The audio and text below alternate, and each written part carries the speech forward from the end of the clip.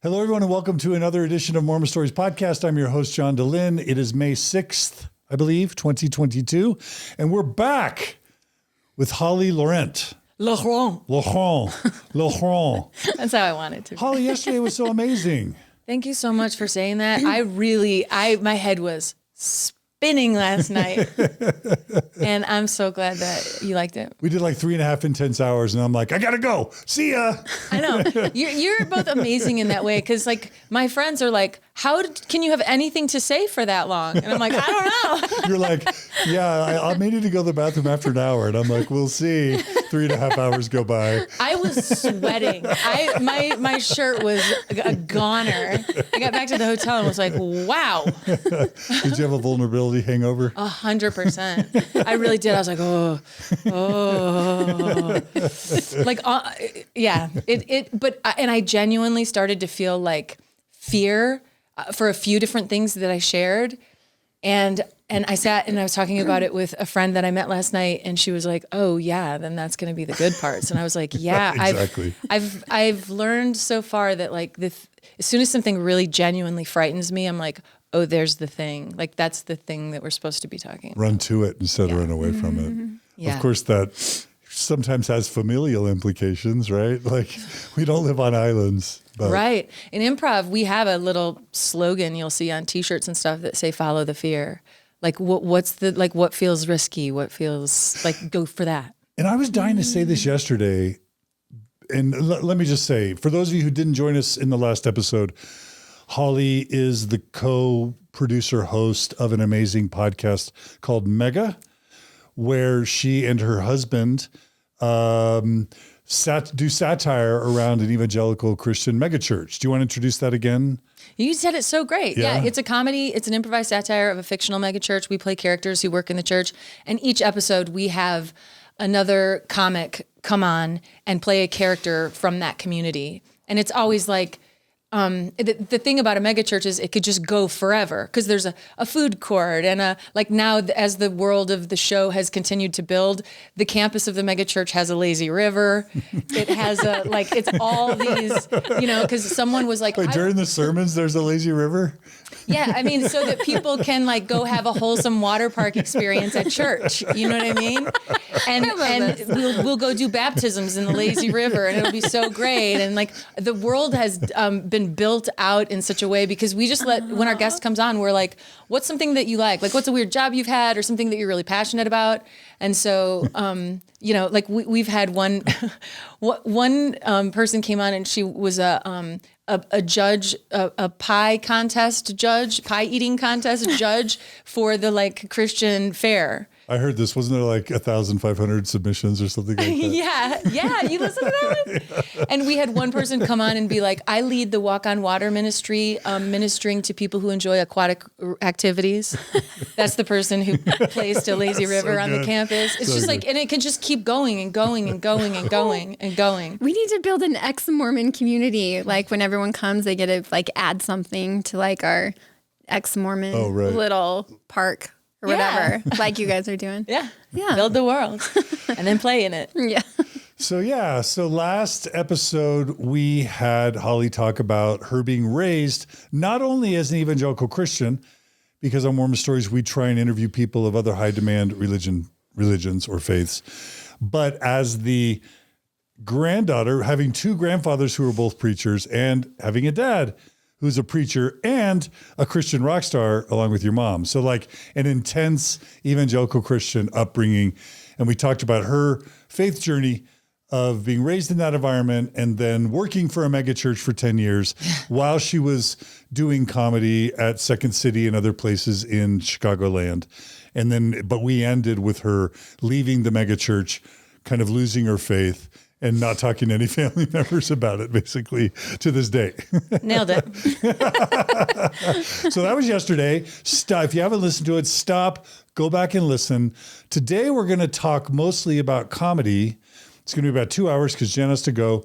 I'm going to go watch the new Marvel movie with Doctor Strange, Margie and I. So we're going to do about 2 hours, and we're going to talk about comedy and sprinkle in Christianity and the mega stuff towards the end. How's that sound? Fantastic. And we've got the wonderful Jen Camp with us, as always. Hi, everybody. Thanks for joining, Jen. Yeah, you're so welcome. Okay, so I want to go back, rewind. Yes. I grew up I had older siblings. So I'm this Mormon kid in Katy, Texas, near Houston in the 70s, falling in love with Gilda Radner, Jane Curtin, Chevy Chase, Bill Murray, Dan Aykroyd, John Belushi, Mr. Bill, like Steve Martin, totally listening to Steve Martin albums. Yep. So whenever somebody says to me Second City, I'm like, boing, because I know that's where a lot of those people got their comedic start. And by the way, my eldest child was born in Chicago. I lived in Chicago. I've been to Second City with Margie. My sister Gina lived, and brother Joel all lived in Chicago. So I have a love for Chicago. I have a love for comedy. I have a love for Second City. And I've been into comedy forever. So I want to start with kind of like, how did you get an interest in comedy? How did that start? Who were your early comedic influences? And then I want to go from there. Is that okay? Yeah, I'd say I have all those same exact comedic influences. I mean, you're a few years younger than me, but... Yeah, but did you say Bill Murray? Yeah, I had a really big totally. Bill Murray Groundhog Day. I mean, Groundhog Day and What About Bob are top 5. Totally.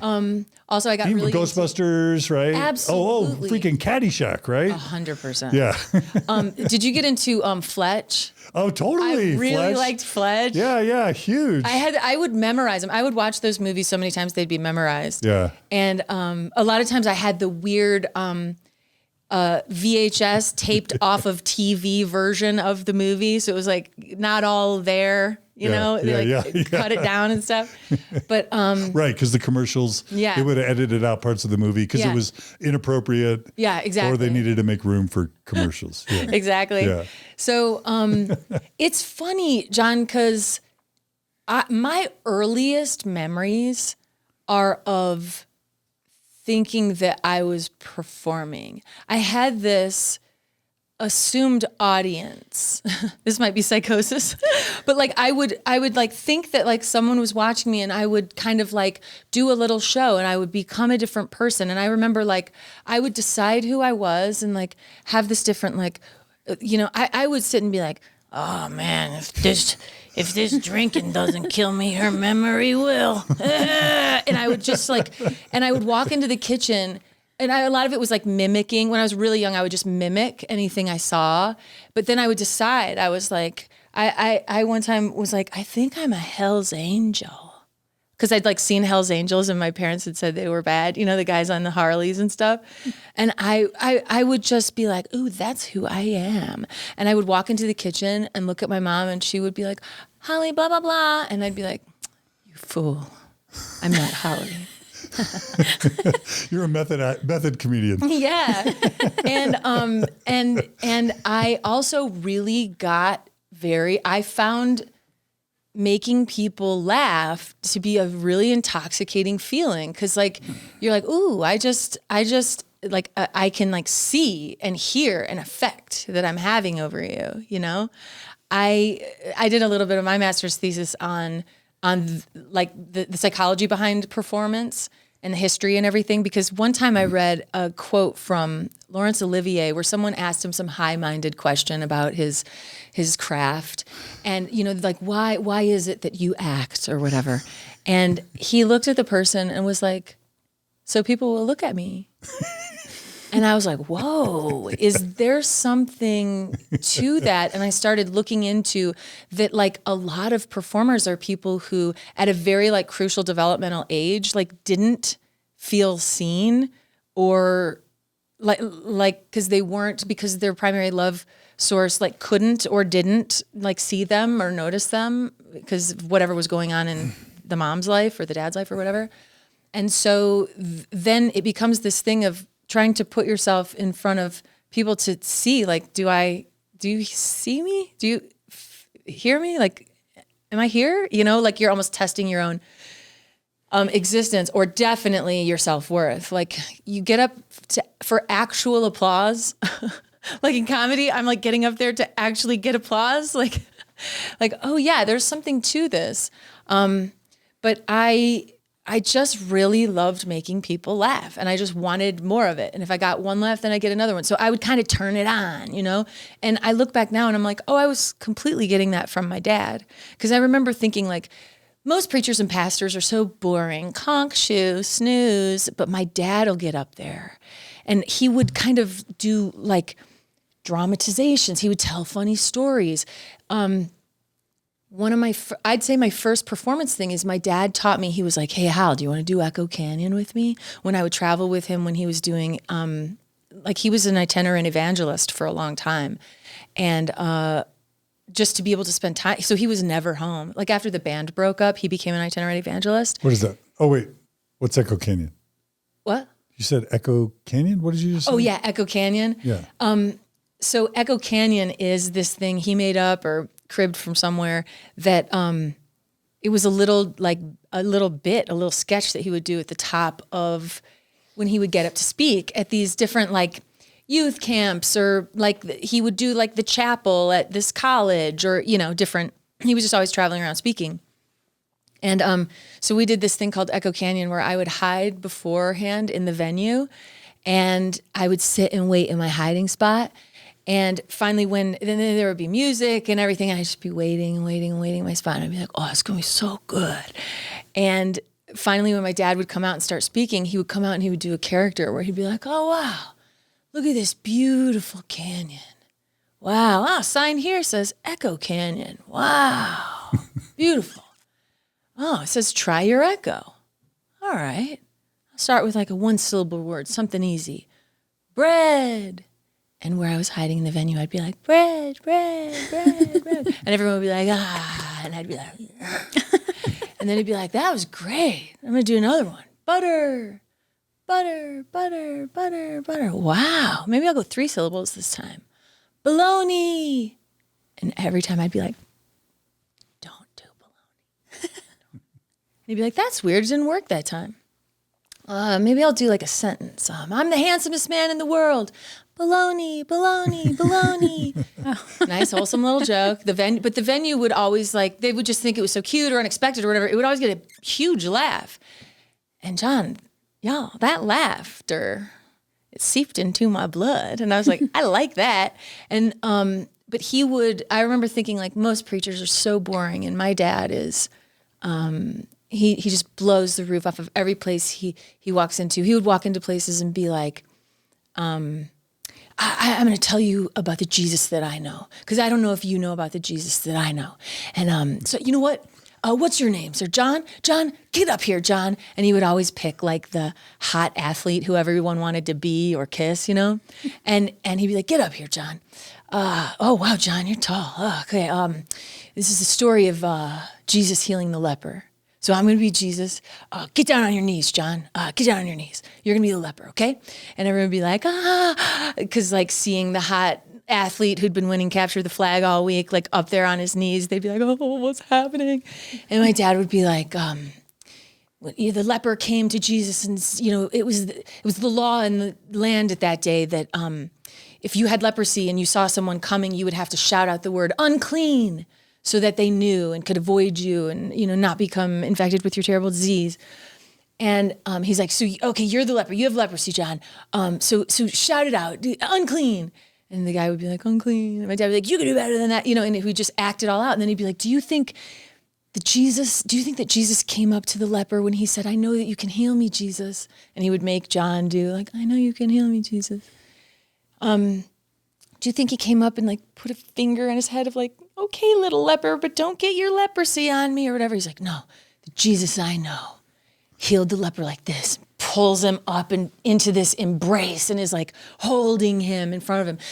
And then he would keep preaching right through it while he's holding him in his arms. The Jesus I know doesn't care that you have porn under your bed or that you blah, blah, blah. The Jesus that I know doesn't care that your parents are divorced or blah, blah, blah. The Jesus that I know wants to hold you like this, you know, like it was this whole, and I mean, people would really, really respond. And I was watching all that. And I think I just started doing that, and I'm a lot like him. And so I think that I was from a world that was so, the stakes were so dire. I mean, we're talking about heaven and hell. We're talking about eternal damnation for everyone you know and love. And that was so intensely scary for me that I think I saw life as like this absolute dualistic thing of like, well, it's laugh or cry. And I want to laugh because like so much of this is crying. Like the altar calls every night, everyone would be having these tearful conversion experiences and, but I would still always give my dad shit. I'd be like, so if you want to pray over everyone at the altar call, why does it always seem like you're mostly praying over the hot girls in tank tops, Dad? And just wanting to like push stuff with him. But like a memory like that tells me that like I was seeing it, and my way of engaging it was to like joke about it or, to like give him guff about it and to joke and whatever.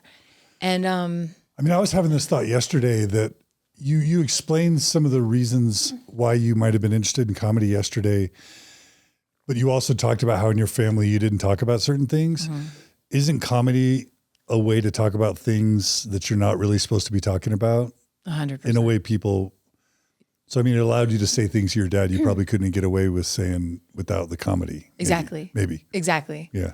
And there's also a sinister side of that with the stuff that we're talking about here, because, it can be very abusive and manipulative when somebody can say stuff to you and then be like, I'm just kidding. Yeah, it can be duplicitous or passive aggressive. And then you're like, oh, well, what's wrong with me? If they were only kidding, I guess it's on me. I can't take a joke. It's like gaslighting. Yeah, totally. Yeah. Okay. You just got emotional talking about working with your dad. I have a question about the power that an evangelist has. I don't want to get off track with the comedy stuff, but I just want to know why you felt emotional talking about your dad and these times with your dad. Do you even remember? Like a couple minutes ago, you started to kind of get choked up a little bit. Yeah. And I got so mad at myself for tearing up. No, we lean into that here in Mormon Stores. I think it's probably because, well, my emotions are always so close to the surface because I shoved them down for so long. But I think it's because I was tapping into what it felt like to watch him work his magic and how taken I was with it. And I was just really like, wow, my dad is really something special. And so then something that happens with probably most kids as they grow up and learn that their parents are human beings who are flawed and, is when they fall off their pedestal, a parent who you really idealize, it's very, very painful. Yeah. Yeah. And so you talked about your dad having maybe a little bit of an eye for the hotter, younger women. And I mean, this is Joseph Smith, right? I mean, Joseph Smith had over 40 wives, right? And he married 14-year-olds and 15-year-olds and 16-year-olds. And that's the founder of our religion. And this is a world religion with hundreds of billions of dollars of assets. Like it's the richest church in the United States, period. Right? And it was founded by what some would say is a sexual predator, right?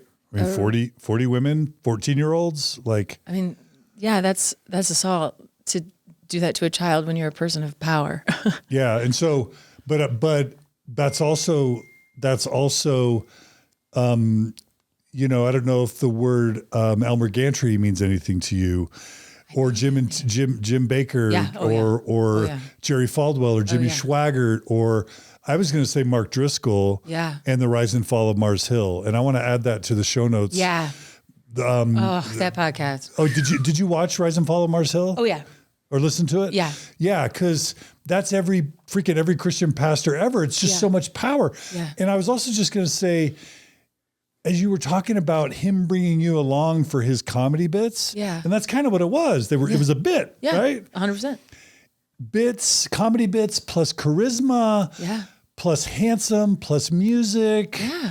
That's the power. Absolutely. It's Joel Osteen, right? Yes. It's all of and that's all of them. It's all the religions. I really struggled with The Rise and Fall of Mars Hill when I was listening to it, because I would get so enraged that I would be like, my blood pressure is rising. There's steam going to come out of my ears. I would have to like take breaks from it and do deep breathing. Because when I would hear him sort of, the clips of him kind of raging from the pulpit, and also the atmosphere in which we just give these men carte blanche authoritarian leadership and don't question it, how we kind of let them overpower us, and there are no checks and balances in these churches. Like, the church that I worked at had a big scandal with the lead pastor and founder. And at first the board of elders, who are appointed by the board of elders, of course, they're on his side. They're like, well, we looked into it and we didn't find anything and he's fine, there's what? And I just recently heard, I thought that after The Rise and Fall of Mars Hill, and I had a little bit of trouble with, I was like, this is being done by Christianity Today. Yeah, I thought that was kind of, I don't want to swear, but badass. I thought that was kind of cool. I know. But at first it bothered me because I was like, wait. For listeners who don't know, viewers, Seattle had a mega church with like a millennial pastor who was like younger and hip, and there were grunge bands and everyone's accepted, but he ended up being quite bigoted and hot-tempered. And it went from nothing to a mega church to blowing up and imploding. Is that? And he was very much in the vein of a big, like, conservative, like, white evangelical culture of, it's this like toxic masculinity, right, and this like upholding and celebrating patriarchy. And he would like scream from the pulpit about like, men, you need to be, it was just this almost like chest pounding, like ape behavior of like gender roles, and women want a man like this, and like we are these godly men. And it's just very like, oh yeah, you can see how all these evangelicals could go for a guy like Trump, who is against all of their ideals and values, but is the strong man who could give a shit and will step on you if you get in his way. And that really speaks to them, because like that's how the leadership has been in white evangelical culture for a lot of decades now. And he would yell at his, at his parishioners. There was even an episode, content warning, where he told the women in the congregation to like, if in effect, to give their husbands blowjobs. Yeah, and to be hot. And to be hot. Yeah. And that's what a good Christian woman should do. Yeah. Which, I mean, I don't know. I mean, honest to God. It blew me away that he would do that, right? Yeah. Yeah. And telling men, like, this is what women want and stuff. And it's like, excuse me? Yeah. And what blew my mind is that I found it interesting, because Christianity Today was founded by Billy Graham, right? Oh, I didn't know that. I'm Mormon. We don't know anything about anyone else, basically.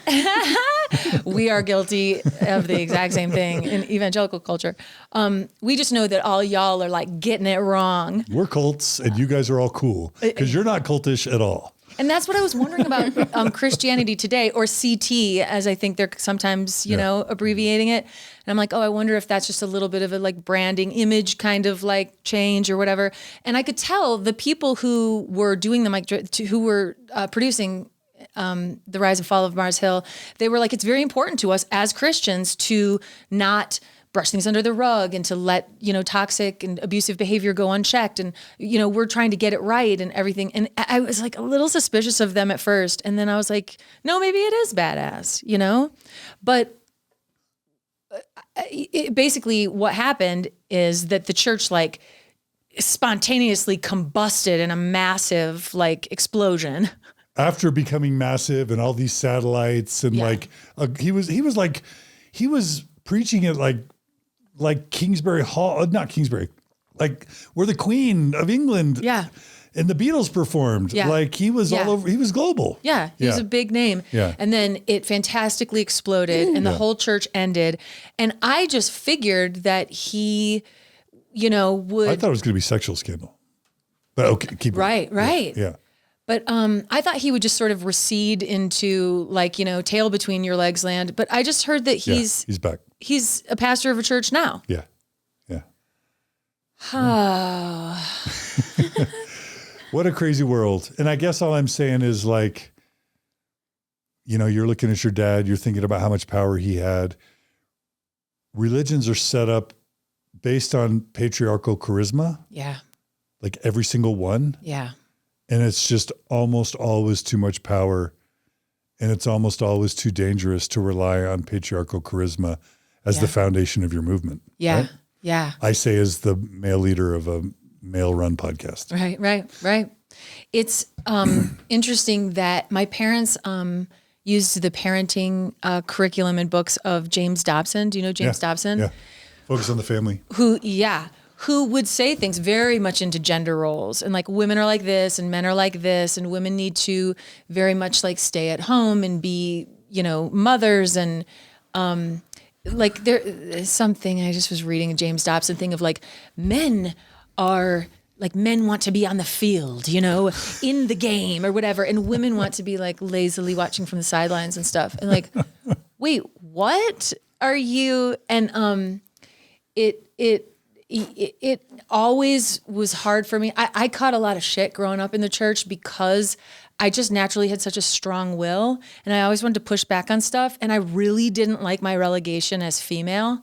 I really, from the beginning was like, and I would, when I noticed power, I would try to like power up it with it instead of like cower from it.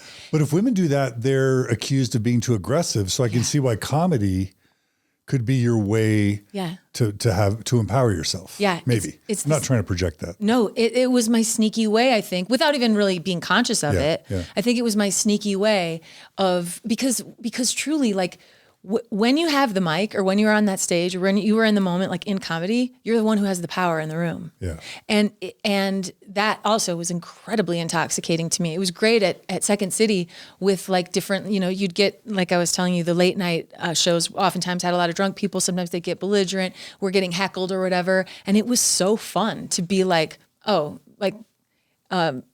I welcome you to heckle me because I will destroy you. That's material. I'm the one who has the power up here. And I do this every single day. And you're intoxicated. And my mind is clear. And I loved it. I loved the moments with that of like, because I think I was so irritated my whole life. It was like a pee under the mattress for me always. This thing of like, I don't like this box I've been put in, this femininity and the role and the expectations. I don't like that. I don't want that. And that's an interesting insight that comedy was a sneaky way, because it's interesting because there's a real common refrain of like women aren't funny. And my whole life in comedy, anytime I've gone to do, the Chicago Women's Funny Fest. And so I get interviewed by WBEZ about like, oh, the show you're doing for the comedy festival or whatever. Okay, so this is a women's festival. What do you think about, the women aren't funny thing? Oh my gosh. And I mean, I answered that question so many times. No. I just am like, it's have they not heard of Lucille Ball or Carol Burnett or I know so many amazing legendary female comics. Yeah, and I got so and even like doing women's festivals and stuff, I would always be like, I don't know if I even want to do the women's festival because like I don't want to be relegated to like give the girls their little thing. Because would we have a men's festival? Yeah, exactly. We just recently had like International Women's Day, and so everyone's posting and whatever, and I was like, it just sort of like bugs me all day. It was like a little splinter in my finger. I'm like, why don't I like International Women's Day? I'm like a raging feminist, but I'm like, I'll give the girls the day, like what? I'm like, I really struggle, but I started to realize that the thing that is underneath the women aren't funny sentiment is that it's coming from men, and that it is very uncomfortable when a woman does make you laugh. That woman is now like in control of you. It's power. It's power. It is. And they don't like that. And so all they have to do is say, women aren't funny. I don't find them funny at all. Yeah.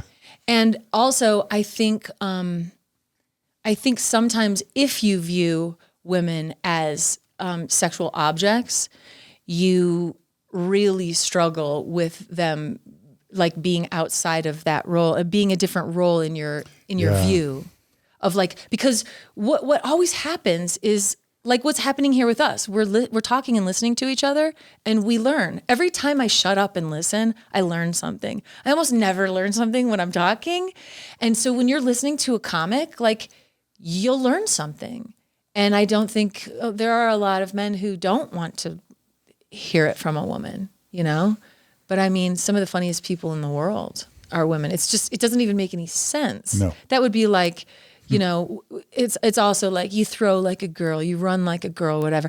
I was just talking about this with, do you know Jenn Hatmaker? Mm-mm. She was kind of well known in the Christian community, and then like kind of came out against Trump, and the evangelicals attacked her, and then she went through a really painful divorce in the pandemic, and she went from being like really lauded in the Christian community as an author and speaker and all this stuff to, she's still doing all those things, but she's now like a lot of Christian bookstores all pulled her books and stuff because she wasn't getting in line and stuff.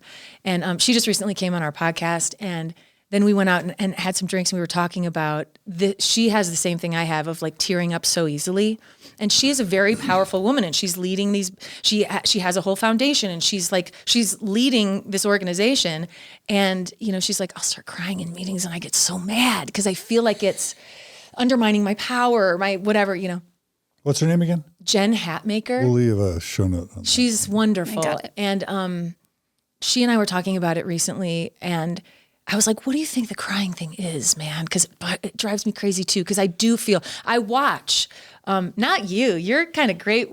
Jenn and I have both been tearing up, and you're just like, okay, cool, hold space, no big deal. It's not the end of the world. But like a lot of times men will get visually, like a woman starts crying and it's like, they're just like, where's the door? You know, uncomfortable with that emotion, a display of emotion like that. And, or my fear is that then they view you as weak, you know? Yeah. And Jenn and I were talking about it, and I was like, what do you say? What's your thing you usually say when you start crying at a time in a meeting or whatever that you don't want to? And I can't remember what she said, but she was like, what's yours? And I was like, mine's always like, oh, I'm sorry. I didn't expect to get emotional.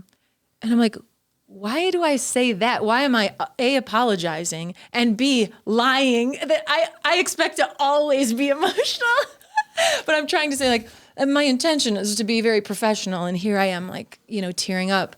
But as we were talking about it, we were like, what if we replace and we give ourselves a little like common, like the thing we always go to whenever we do tear up at a time that feels inopportune to us?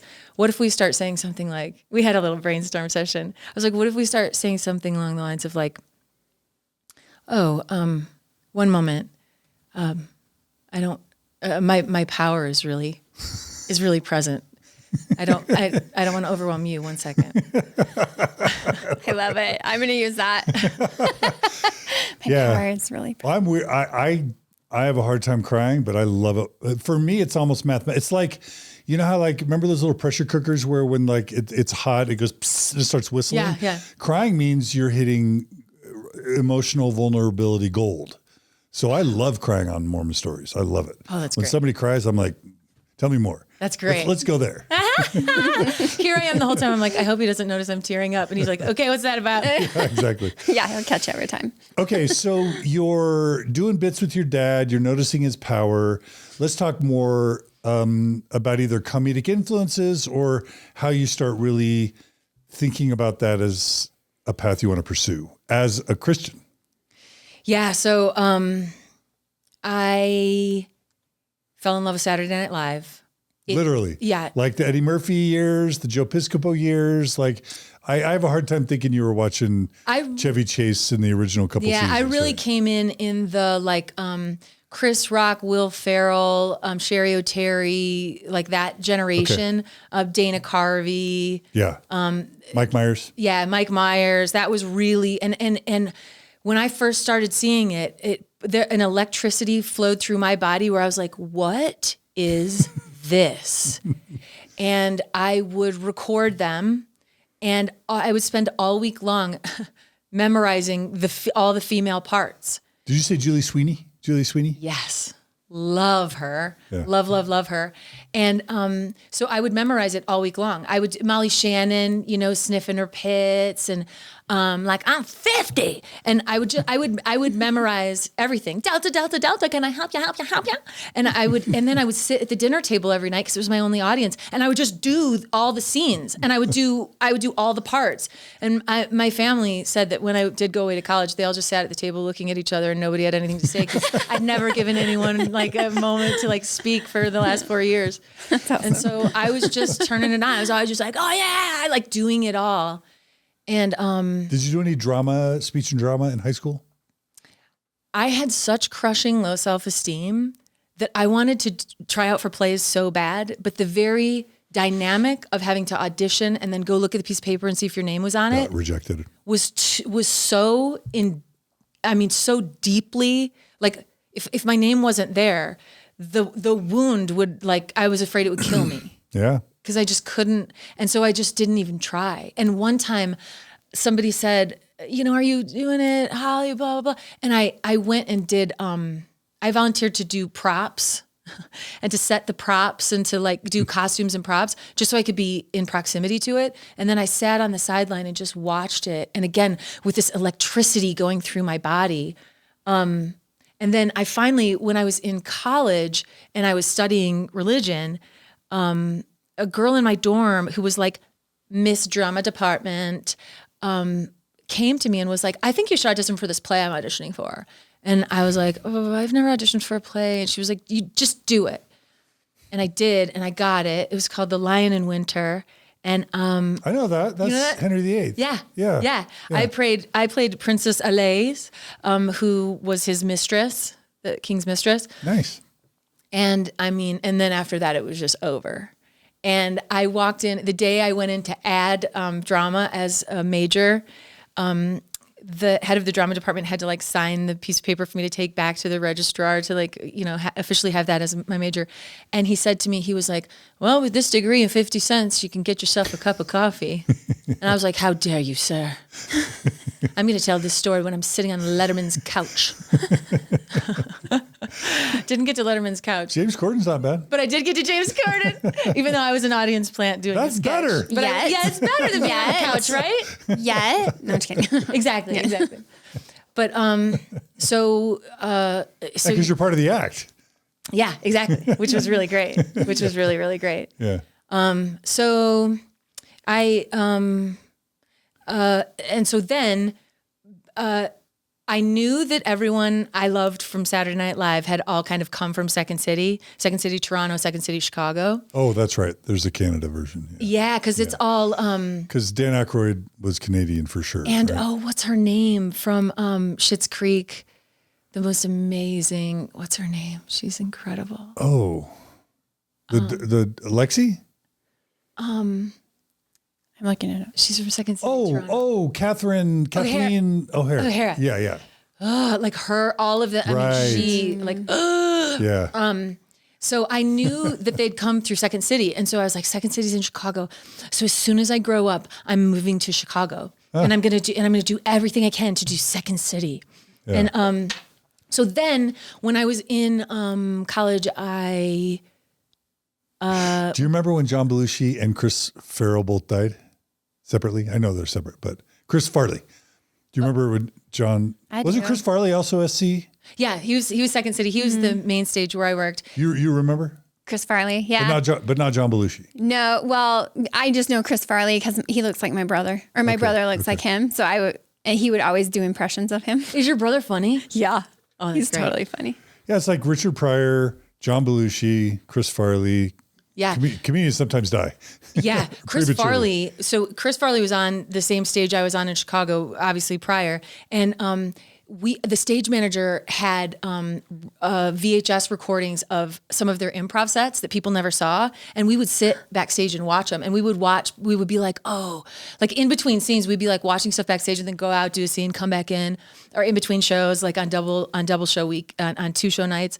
And there was this one we used to watch where Farley got so hammered and came out on stage and was trying to improvise and was so hammered that the audience started like booing him eventually and like booed him off stage. And we're like, ooh, it was the signs were there, like he cries for help and stuff. But yeah.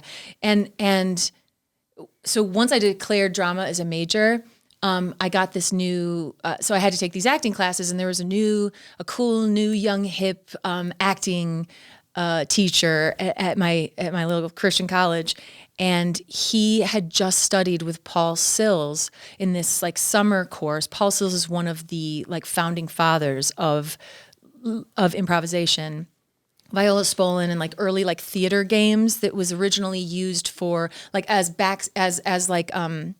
exercises for creating theater, but like Paul Sills and some of these other people started, and Del Close, who was the father of like the improv house I come from and the tradition that I come from, where they started saying, no, improvisation can actually be the craft and not an exercise to create the craft or an exercise,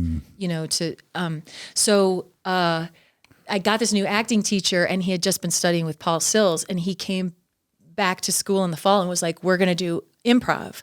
And he implemented this improvisation course for my acting degree. And I was like, oh no, I was so scared, because with improv, when you're acting, you're on book. It's the screenwriter's words, and you're just the, vessel. But like with improv, every single thing that comes out of your mouth is coming from you. And I was so afraid of being judged for what I said, or being found, offensive or stupid, and I think I always had this idea that improvisers were really, really smart.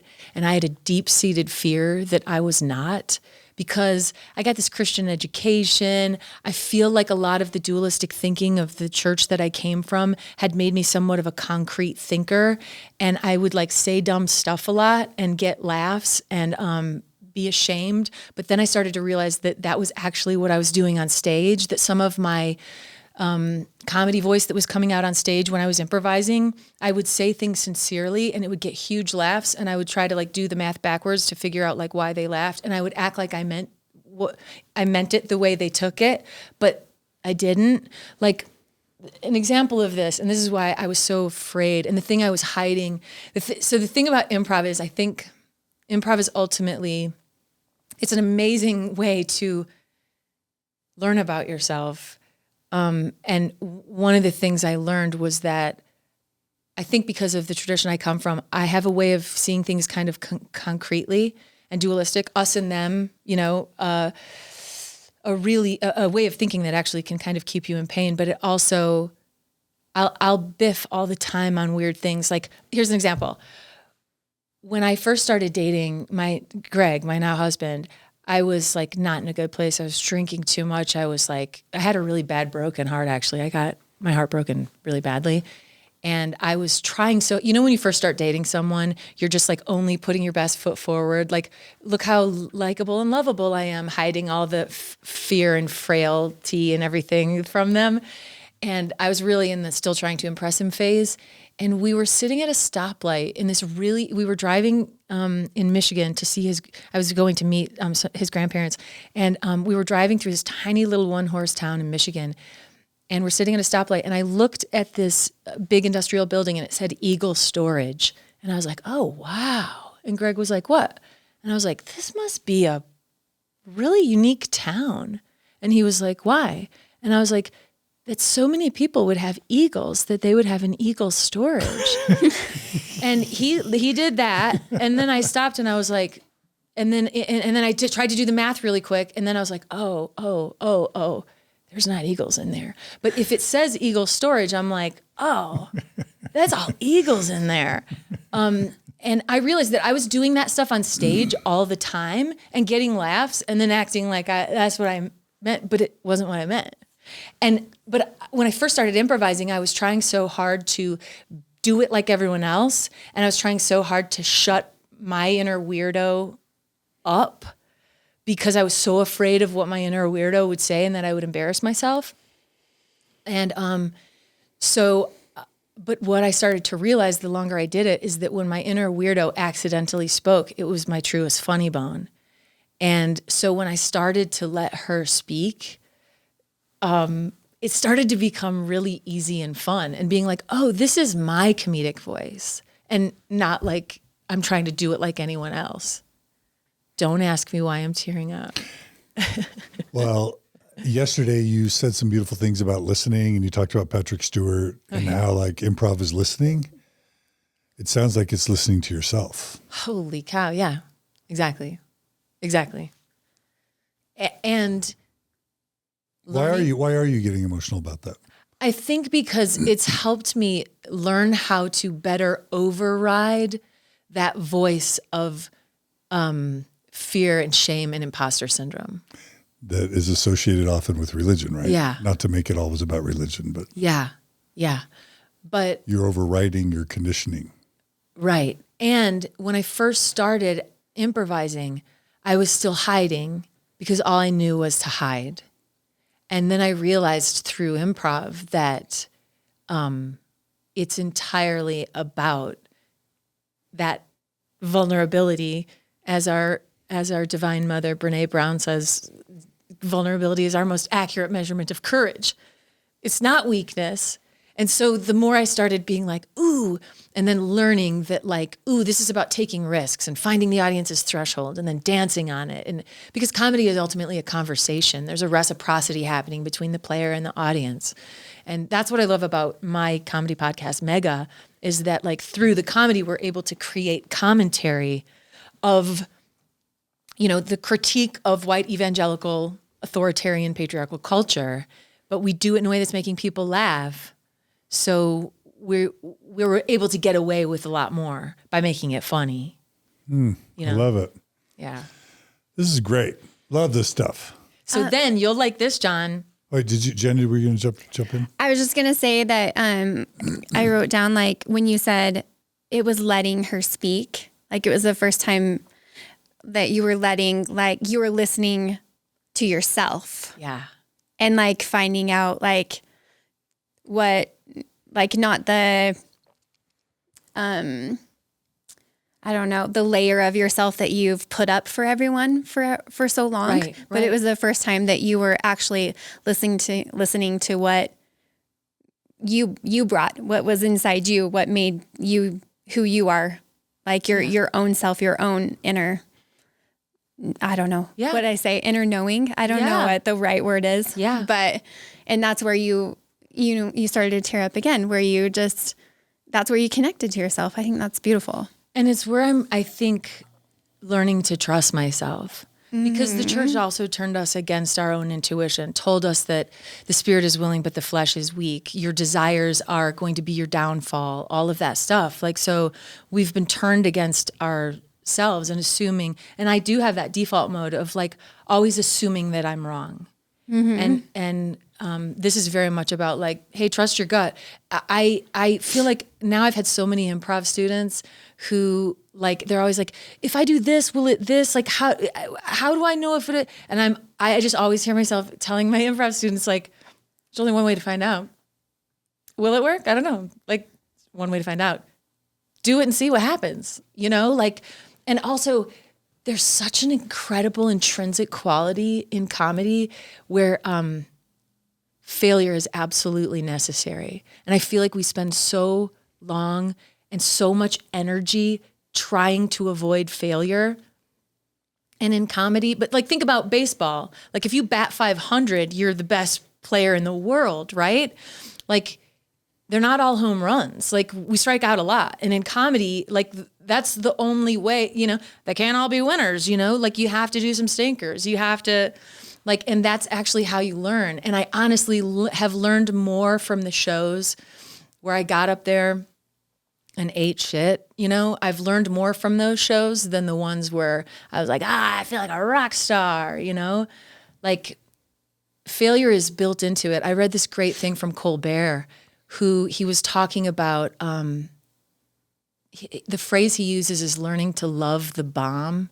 Like when you're bombing, there's so much of a scramble of like, I'm dying up here. Oh my God. Like trying to like, where's the escape hatch? Where's the brakes? You know, like trying to like fix it.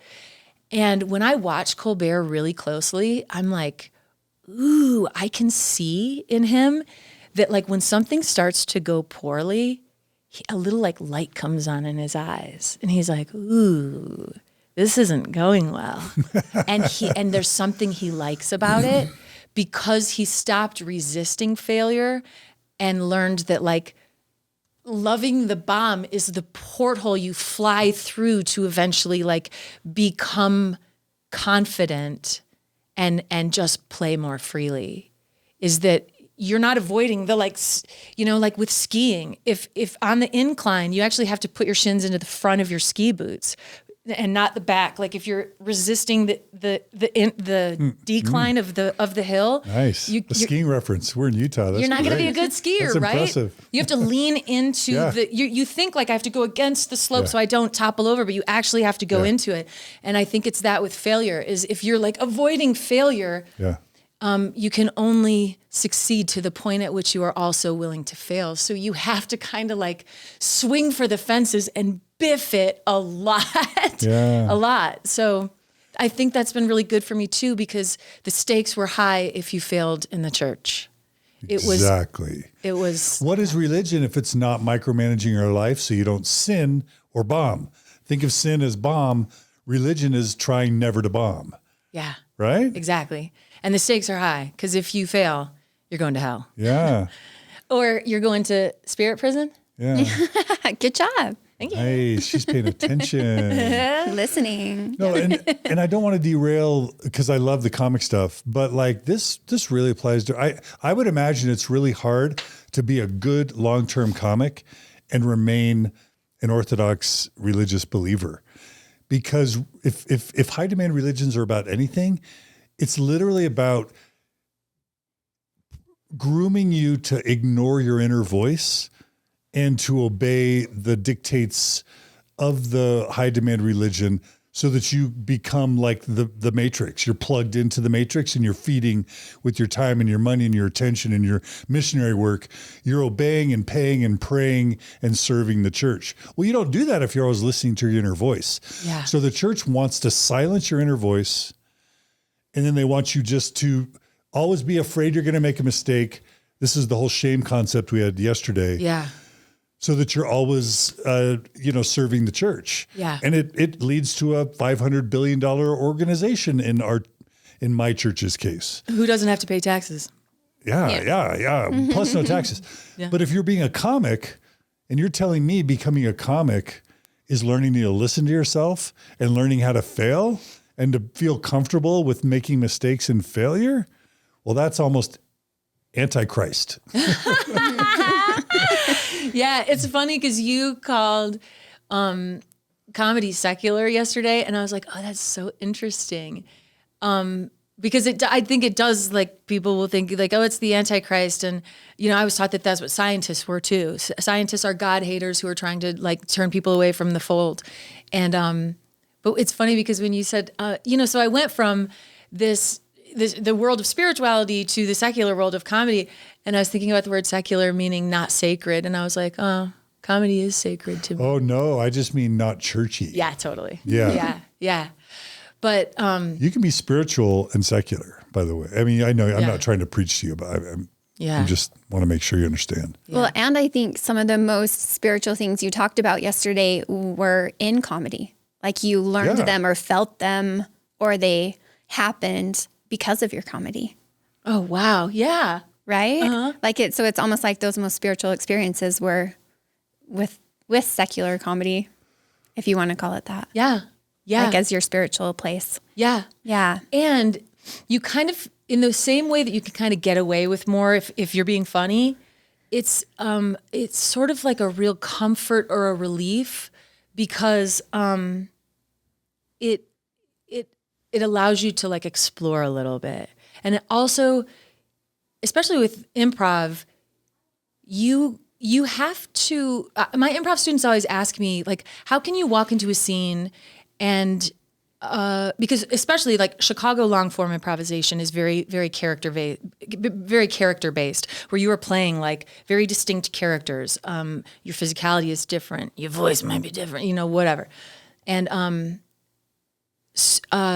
so to get into those other, for me, I like trying on other people, being like, what does it feel like to like play a 70-year-old man or an 11-year-old boy who's like, I'm running away tonight. Get out of my way, Mom. You know, like, and to explore, because you're able to explore, like on stage, I can like murder people and stuff and like play with those ideas and be like, oh, what is that like? What does that, you know, feel like? And it doesn't matter because it's all invisible and I can stab someone in a scene and they can go off to the side and then come back as another character or come back as a ghost of that same character or whatever, you know? But it's a safe place to sort of explore and try on other people's shoes. And my improv students would always ask me, like, how can you walk into a scene and immediately already like be in the point of view of a specific person who's not you? And I thought about that for so long. And what I came to, and this might change, but what I think about it right now is that what I tell my students is, I think your character's point of view comes from, do you, the player, know what you have to say?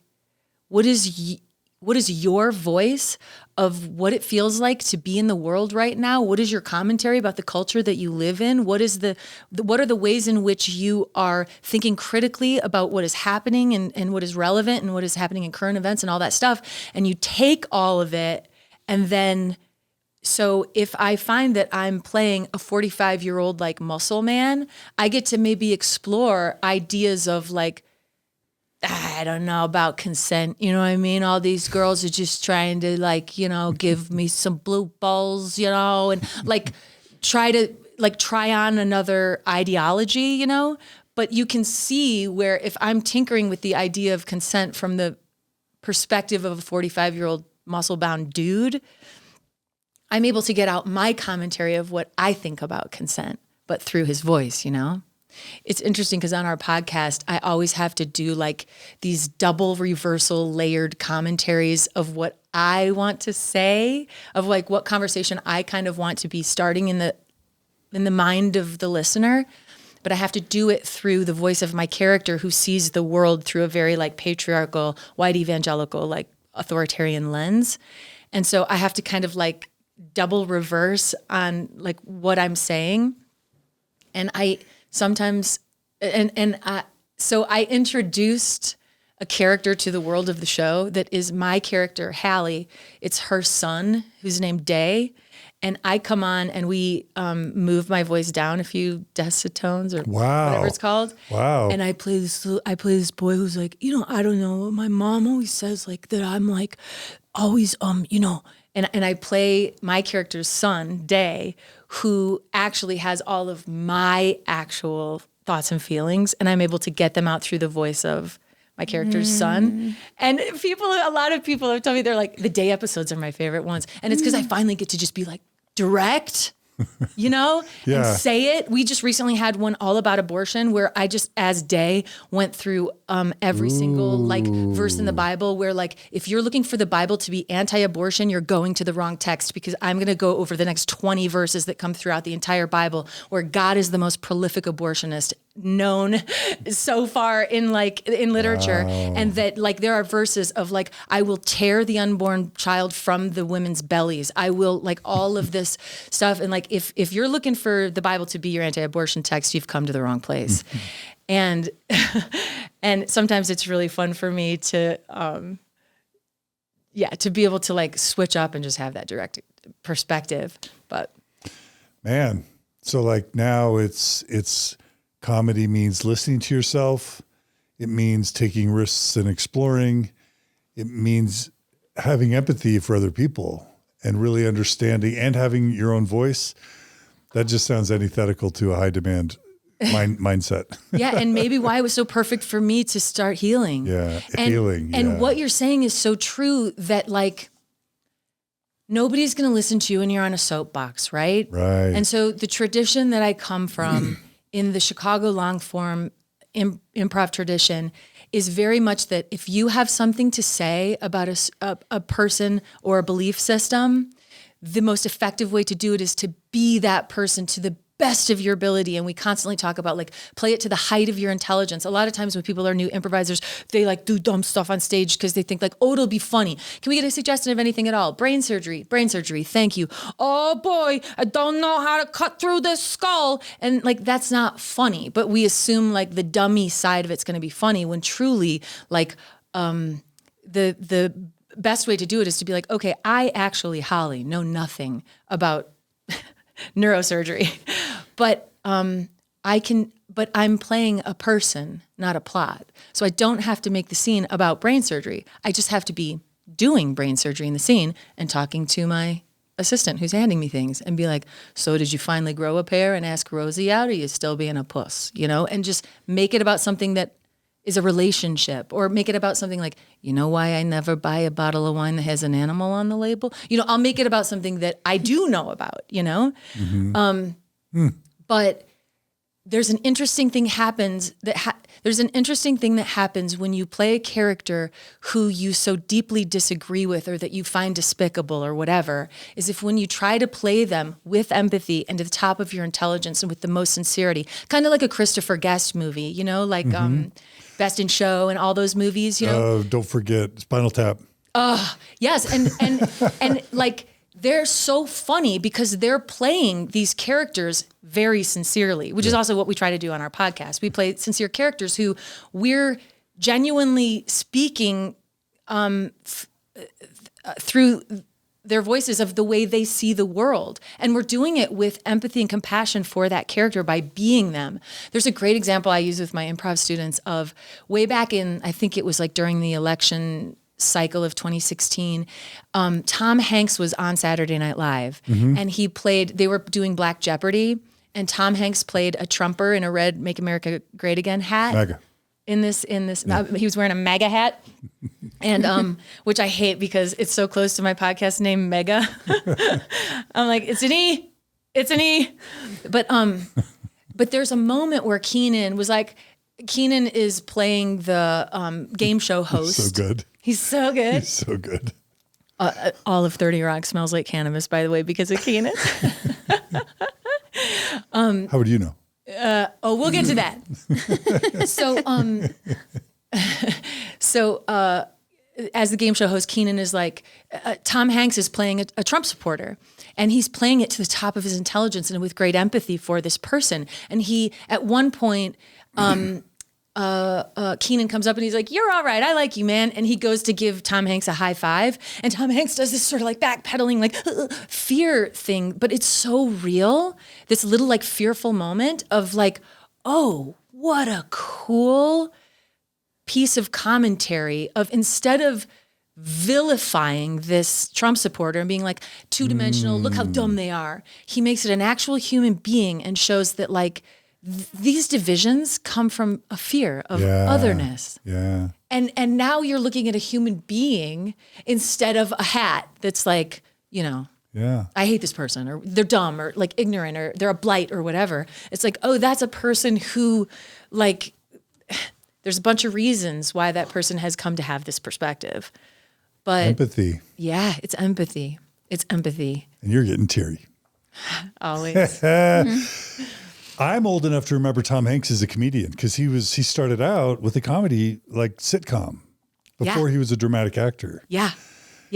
When Tom Hanks was really young, doing one of his first projects, I think he was filming a movie in Chicago, and he fell in love with the Second City, and he would always show up and watch whenever he was done on set for whatever he was filming. He would show up at Second City and watch the improv sets as like a really young man, and he fell in love with it. And so when I was on the main stage at Second City, Tom Hanks' son, Chet, was graduating from Northwestern, and Tom Hanks and his wife, Rita, came up for Chet's graduation, and they were like, and Tom was like, let's go to Second City. And so we found out when we got to work that night, they were like, Tom Hanks is here. We were all just like buzzing. We were like, oh my gosh. And of course, like, you can see a lot of the audience because the stage lights coming off of us are reflecting into the house, and you can like see a lot. You can see pretty far back into the room. And of course, like every single one of us was just like on stage performing the show, but only watching Tom Hanks watch the show the whole time. And then at the end of it, they came backstage and they were so lovely. And he was just You know what? Here's the thing. Tom, okay, people would come to our show that were like sort of, TV actors that maybe were in a show you'd never heard of or whatever. They would come backstage and they would walk in as if like not even introducing themselves, as if like, of course we all know who they are. And they kind of have this air of like arrogance about them or whatever. And I'd be like, I actually don't know who this person is.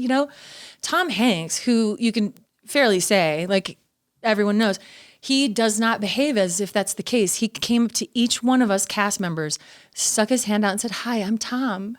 And like was so sincere. And I'm like, yeah, I know.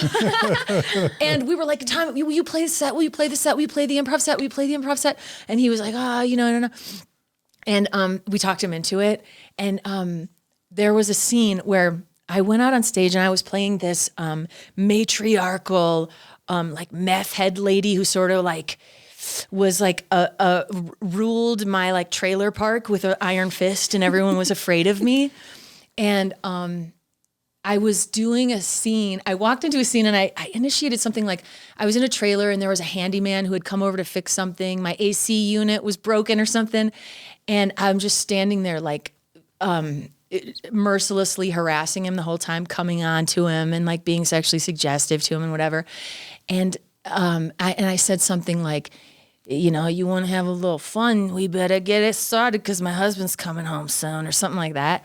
And all of a sudden, Tom Hanks walked into the scene and was like, "Honey, I'm home." And I turn around and I look and I'm like, oh my gosh. I mean, I was so out of body. I'm just like, I'm doing a scene with Tom Hanks right now. I'm like watching it as I'm in it. And he comes running over and he's like, "What's going on here?" And he's all mad because he can tell I'm hitting on the handyman. And Tom grabs my hand and my left hand, and he shows it to the handyman, my fellow improviser who's playing the handyman. And he goes, "Do you see the ring on this finger? Do you see the ring on her finger?" And I'm just staring at my left hand because it's being held by Tom Hanks' hand, and I'm just looking at it. And as I looked at his hand holding my hand, he was shaking. And I was like, Tom Hanks, who is nervous and cares and like wants to do well in this. And I was like, I will love him forever. Such a good person. And then isn't it weird to know that he and Oprah eat children's hearts out? I mean, isn't that strange? I know they have a whole I think pedophile ring or something. Yeah, you would have never thought. It's so funny reading about like That's dark. I just made a dark QAnon joke for those who have no idea what I just did. I have no idea what you just did. That's a whole like Jen's like, we just had a sweet, a sweet story, and then John said something super awkward. Why the heck is he ruining that moment? Do you want to?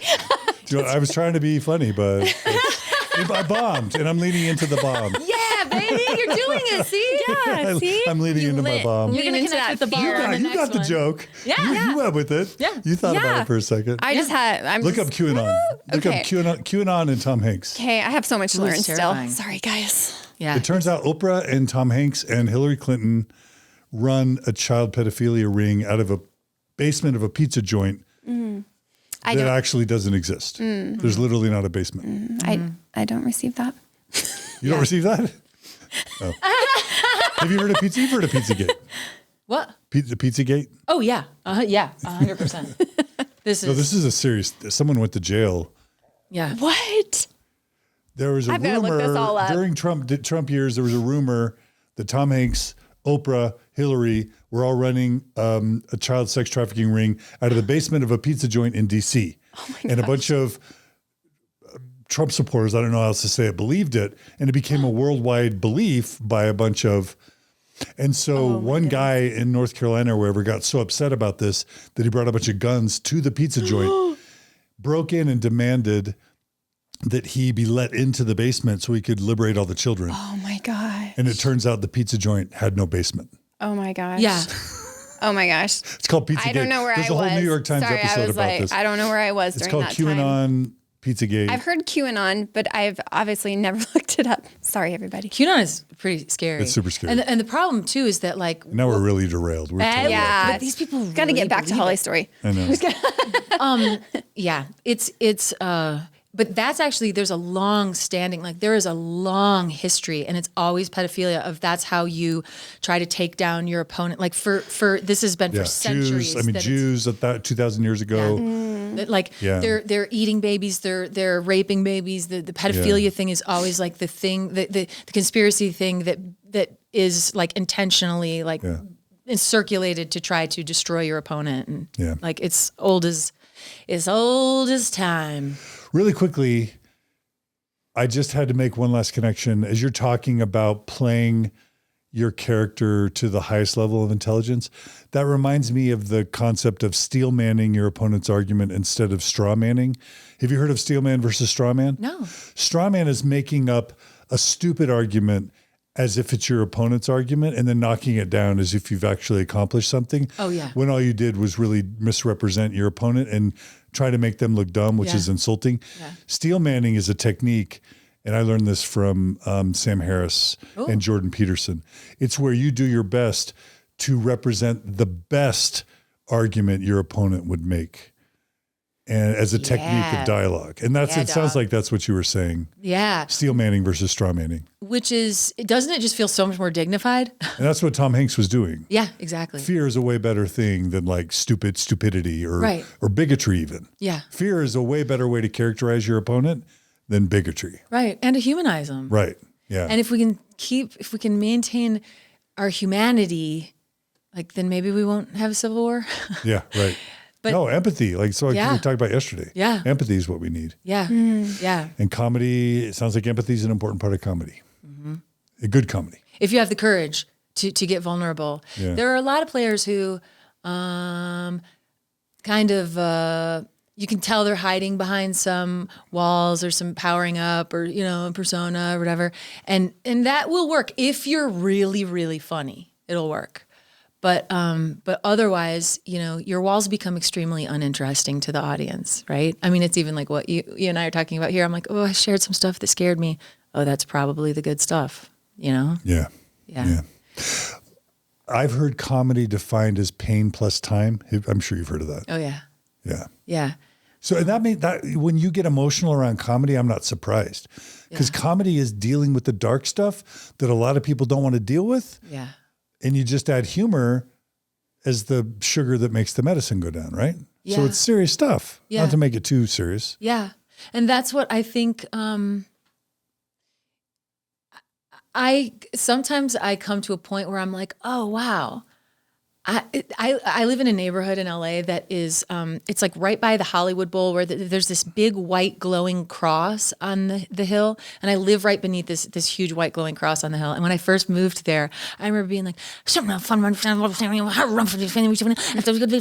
and I would say stuff like, that's like, for me to live under this big glowing cross is like, a victim of abuse, like living under the picture of their abuser, and like,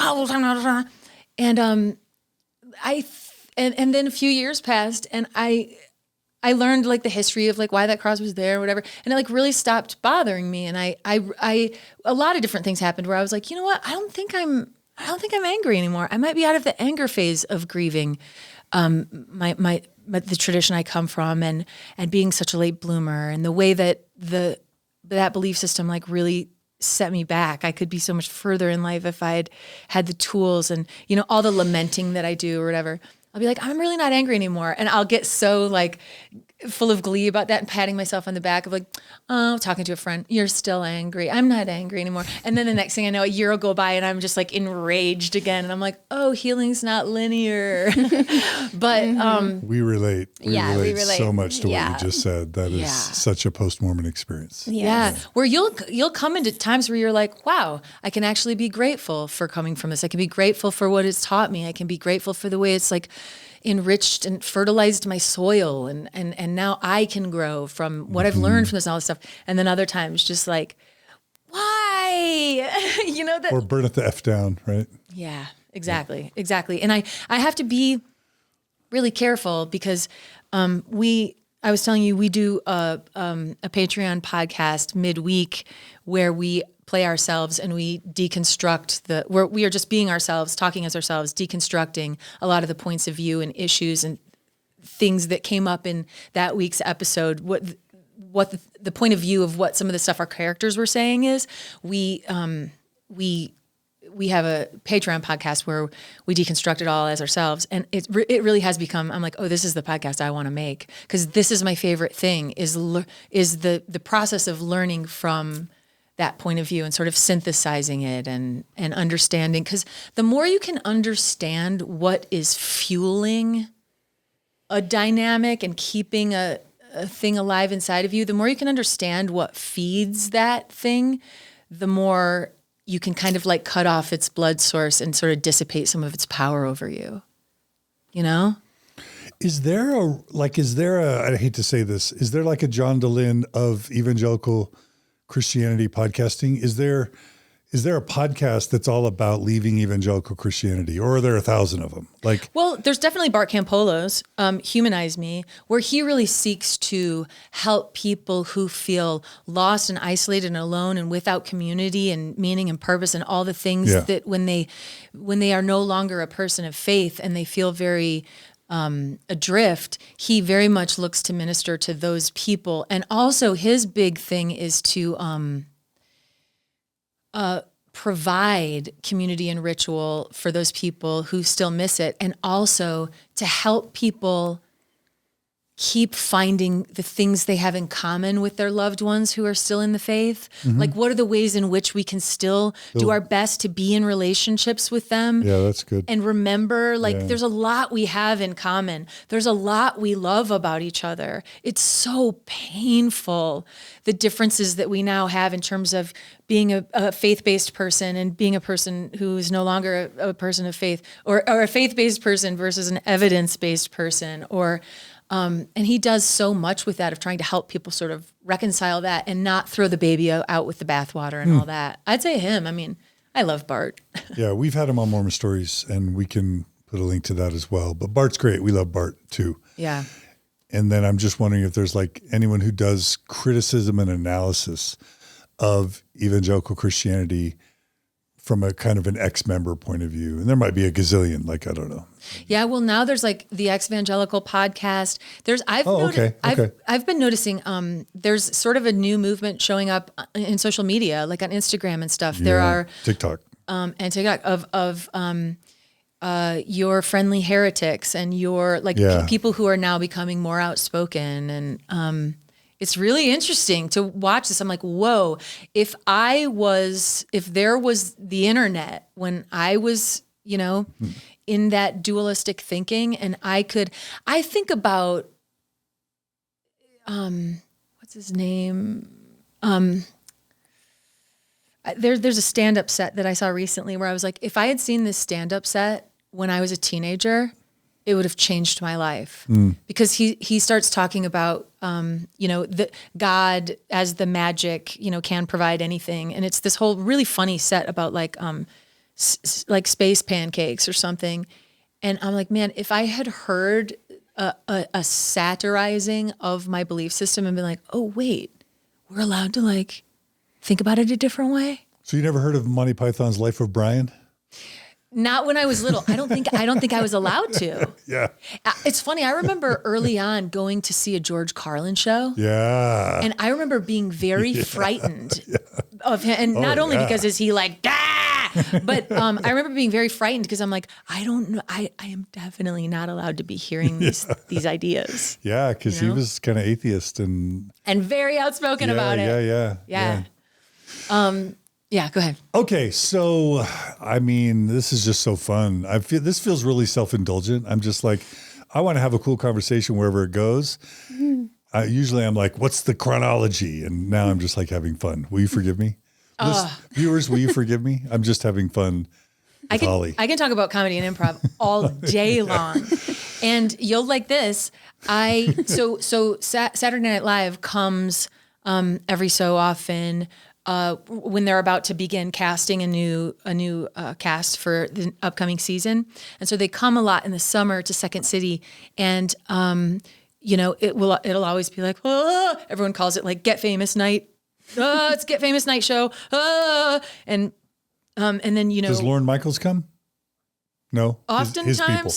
But sometimes it's his people. Okay, yeah, and but a lot of times it would be Seth. Seth Meyers would always be there and was always so kind and lovely. And then you would wait to hear, and then you'd be like, oh, did you hear? So you've tried out you've sort of auditioned for Saturday Night Live?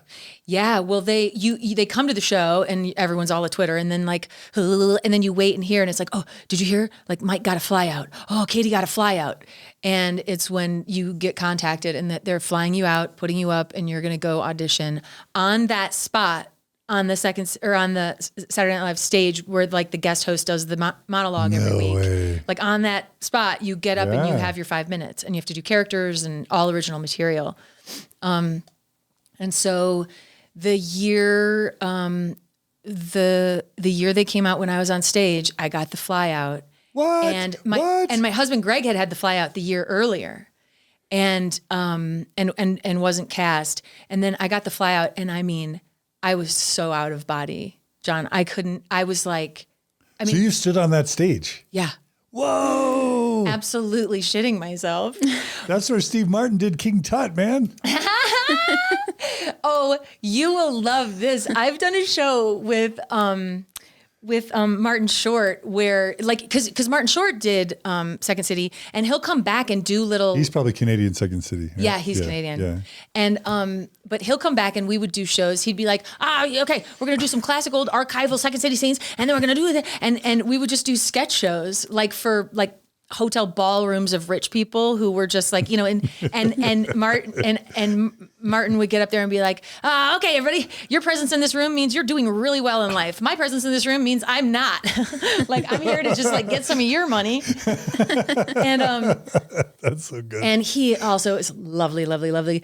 But yeah, so it was very intense. And I was honestly shaking like a leaf when I went. And you get there and they put you up at the club quarters right across from 30 Rock. And then they tell you like a producer is going to call you at this time. It'll be between these hours, and then you'll be called to set. And like, it's all just so, it was so surreal. Cause teenage me, who had been doing all the scenes at the dinner table for my family, I'm like, now this is the real thing. And so, my ears were ringing. I was like, I'm walking through the halls at 30 Rock. Just like, they put me in someone's dressing room, and it was off season. So, I first immediately just went through everything in the dressing room to see like what all their stuff was. I was like, oh, what do they drink? Oh, yeah. And then you sit in this dressing room waiting. At any moment, a PA can come up and be like, are you ready? And so I'm just in there, just like, I'm like, how do I was so nervous. It was really intense. And so the PA came and got me, took me down. I'm walking like, it's all, 30 Rock is so tiny and old, and like all the hallways are really small and like kind of grimy, and you kind of come onto what is the floor where the audience sits during the show, and you can see some of those shots where they're sitting when the TV cameras pan, but there were all these like bleacher things there because it wasn't set up for an audience, and I'm coming through all these like underneath all these bleachers, and they were like, stand right here, and then when that cameraman like calls you down to him, walk down to him, and I was like, okay. And I'm standing there and I'm just like, stop shaking. Say, breathe deeply, breathe into your belly. And then I looked in it's like this tall guy standing at those big ass TV cameras, and he waved for me to come down to him. And I went down to him and he was like, are you Holly? And I was like, yeah. And he's like, all right, Holly, you got about a minute, and then you're going to go up, and as soon as you see this light come on my camera, just do it straight to me. And he was like, I'm sure you're probably nervous. This is gonna be cry. He's like, I'm sure you're probably nervous, but I just want you to know I'm so excited to watch you, and I'm going to be cheering for you the whole time. And I threw myself into his arms. I was so touched that he, in that moment, like what human kindness meant to me in that moment is I threw myself into his arms and I hugged him. So cute. Because he could have just been like, next, you know what I mean? Yeah. He could have been like, stand right here. I'll let you know when to go. Look for the red light. Do it into this camera. Yeah. Okay. But he went out of his way to be like, I'm sure you're freaking out. Like, but man, he's like, I'm going to laugh and it's going to be great. So I got up there and truly, I'm standing on it was so surreal. I did my whole thing. They were like, thank you so much. Do you remember your bit? Your piece or whatever? Yeah. I probably did like, I don't know, 6 or 8 different characters in like 5 minutes. I did a bunch of, but you write each of the bits too, you know, so it's all your original material. And so I was trying to like, I remember doing the William and Kate had just had a baby at the time.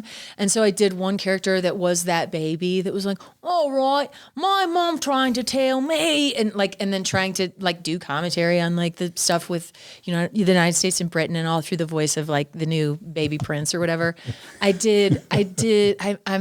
But I'm not great with impressions, like with actual celebrity impressions.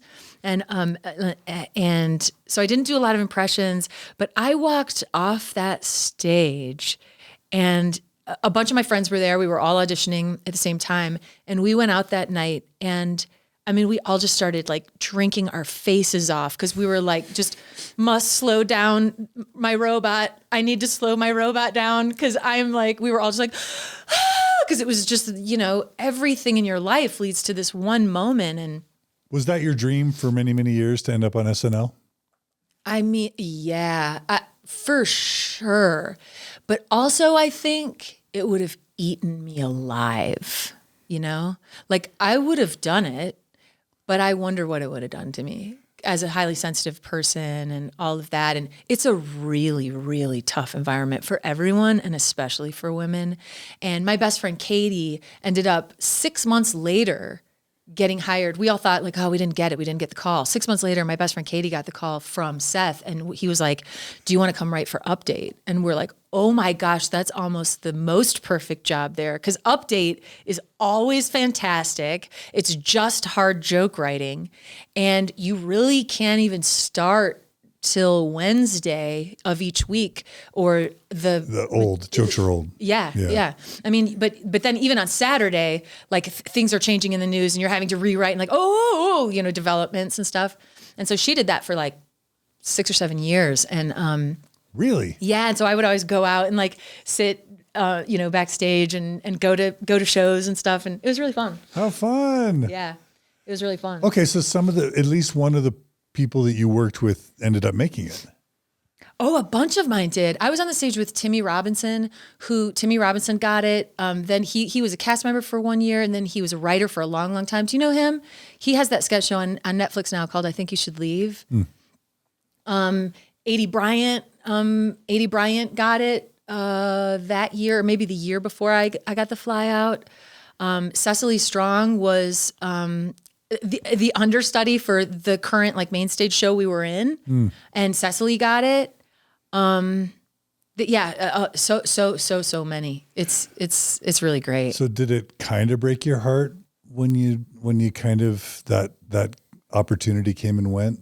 Even though you're saying you think it would have broke you, was there some depression or some coping? Oh, for sure. Yeah. But I also, the hardest thing for me was like no feedback.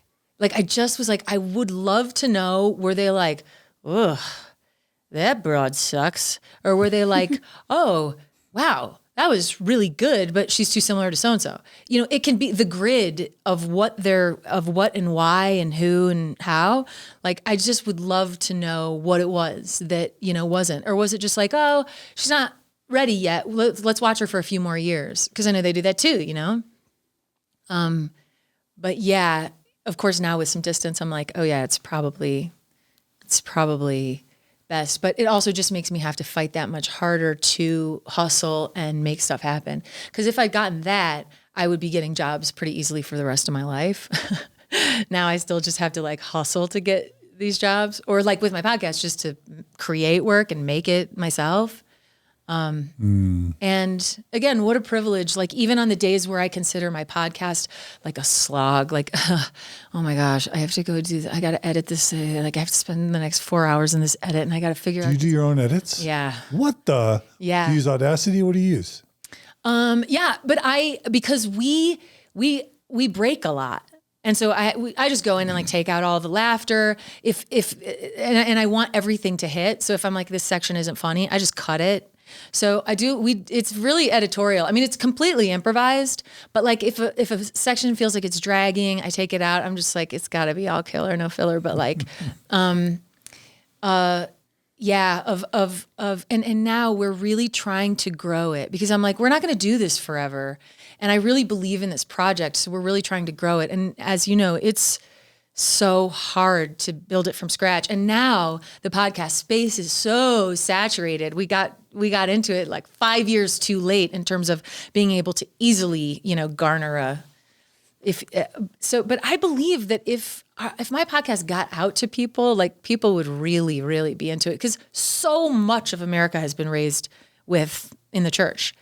And again, like I was setting out to I wanted to make people laugh, but I accidentally hit this other group of people who contact us and are always like, this is so healing for me. It's been so therapeutic to laugh. I have other people tell me like, you know what? I've only been listening to the minis lately because I'm actually mad right now and I can't laugh. I don't want to laugh. So I only listen to the minis. And then when I'm in a better mood or whatever, I'll go back and start laughing at the megas, Mm-hmm. But that's so great. But we're like, we're not going to do this forever. And I really want to give it the biggest shot to reach a bigger audience. So now we're doing all this stuff of like Twitch streams and like it has really become a full-time job. And even when I'm You're Twitch streaming your recording sessions? We're now doing 1 episode recording per month of all 4 because it comes out every Sunday. Now we're doing 1 of every 4 is going to be, you can watch live us record an original episode and like improvise right before your very eyes. And so you can watch it. And I think people find it interesting because then you can kind of see how the sausage is made. They can see like us just sit and talk to our guests first. Like Cecily Strong came on and she was like, I wish we had this one on film. This is before we started filming them. But when Cecily came on, she was like, I'm actually really, really nervous because I didn't grow up in the church and I have almost zero understanding of this world, the lingo, blah, blah, blah. And we were like, don't worry about it. Don't worry about it. Like we'll cover all the language and we'll just keep like teeing you up and you can then just like knock them out of the park and we'll make it sound like you are familiar with the world. What she ended up picking is she played a character who was kind of this like crazy drunk who had been in prison and someone from our church's prison ministry kept visiting her in prison and telling her about Jesus. So as soon as she got out of prison, she heard that she could get free meals at our church. And so she was just coming for the free food. And she based the character on, she's like, have you ever seen that thing on YouTube where there's a pastor at a church who's like handing the mic around for people's testimonies? And this one lady takes the mic and she's like, I was so low. And she's telling her story. And she's like, I got so low. And before the pastor could grab the mic, she said, and I should say this, I'm about to say something naughty. What do I say? Yeah, no, it's good. Just do it. Content warning. If you're driving in your car with kids in the backseat. Cecily showed us this YouTube clip of this woman giving her testimony. And she goes, I was so low before I found Jesus. I was sucking dick. And the preacher, the pastor starts like lunging for the mic and he grabs it from her and she holds onto it and she's pulling it back towards her mouth and she goes, I was licking balls. And before he can like pull it away from her. And we laughed so hard and Cecily's like, can I do this character? And we were like, absolutely. And so she kept doing that stuff as we were improvising with her character. And it was so funny because from the point of view of our characters, like scrambling when someone starts talking like that, like on our megachurch podcast, that my husband, Greg, his character, Gray, just kept being like, if I can, I'm just going to say a word of prayer right now. Lord, if you, and he would just like start trying to instruct her character through his prayers. You know how, do Mormons do that? Where sometimes people will pray in a way that they're actually instructing you with the prayer. They're telling God something, but in a way to like... That's every father or priesthood blessing ever, right? It's basically the Mormon man gets to tell the wife or the kids what he wants them to do in God's voice, right? Yeah. Yeah. Patriarchal blessings. Yeah. Yeah. Yeah. So yeah, That's fun. we're really Sounds like trying you guys have a lot of fun. Yeah. Oh, we do have a lot of fun. And I have an idea for you. Yeah. I think you should have characters play Mormon missionaries and then you guys be your megachurch. Ooh, yeah, like missionaries, Mormon missionaries knock on the door of the megachurch. Of the megachurch and you're talking to them. Do you know any ex-Mormon comedians? Yeah. Alan Mount runs Marriage on a Tightrope. Yeah. He literally performs at the Improv, the sports, That would whatever. be hilarious. We'll have him. And Cara Burrell's a really funny comedian. There's several. That'd be so fun. Yeah. All right, Alan Mount. You just got an invite to an improv opportunity. That would be so good. But would he be playing a Mormon who's currently Mormon? He could do that. Yeah. Yes. That would be fun because Yes, our He's been a characters, missionary. He's been a missionary. Yeah. And he's an improv guy. it would Oh be my so gosh. fun because our characters would then be trying to constantly tell him why he's wrong and try to Yes. convert him, and he could be trying to convert us. All right, and That's Alan. my idea. it's a conversion off. Alan Carroll, Jen just got you a gig, Alan. All right. You need more Mormon content, but you do have Mormon content. Yeah. You have Modest is Hottest. Modest is Hottest. Kinda. Yeah, Is it Hottest? it's an episode from maybe a year ago with Anatasha Blakely, who grew up here in Salt Lake and grew up Mormon. And when she was my improv student in LA, we became friends. And she had never had a cup of coffee, never had a sip of booze, never had a smoke, never, anything with a boy, nothing. We became friends, and she got out of Mormonism pretty quick. Like, comedy saved her pretty fast, and she was so funny on that episode. You know what's funny about It's about honor code office stuff and BYU basically, but it's not BYU, but it's. But that's the character she played on Mega, and We'll include a link to that. In the show notes. It's so good. That is the only Mega episode ever. And I was like, I'm taking all the credit for how good Anatasha is because I was her teacher. I love it. But it's the only episode ever that didn't have one single edit. Ooh. The whole thing from beginning to end, I was like, Our church is true. Yeah, baby. You just won. That's right. That's right. We know our role. You connect with the ball every single time. You send it out of the park. Okay, so really quick, tell me all the famous people you met at Second City. Did you ever meet Julia Louis-Dreyfus? Her son went to Northwestern. Any other cool famous people? I would kill to meet her. You know what was a big one for me? Paul Simon. Ooh. He one summer when I was on main stage at Second City, and he's a big one for me. He's a baller. I think Rhythm of the Saints or Graceland might be my Desert Island record. And he has just meant a lot to me through the years. And anyway, we got to work one night and it was like, guess who's on the rail?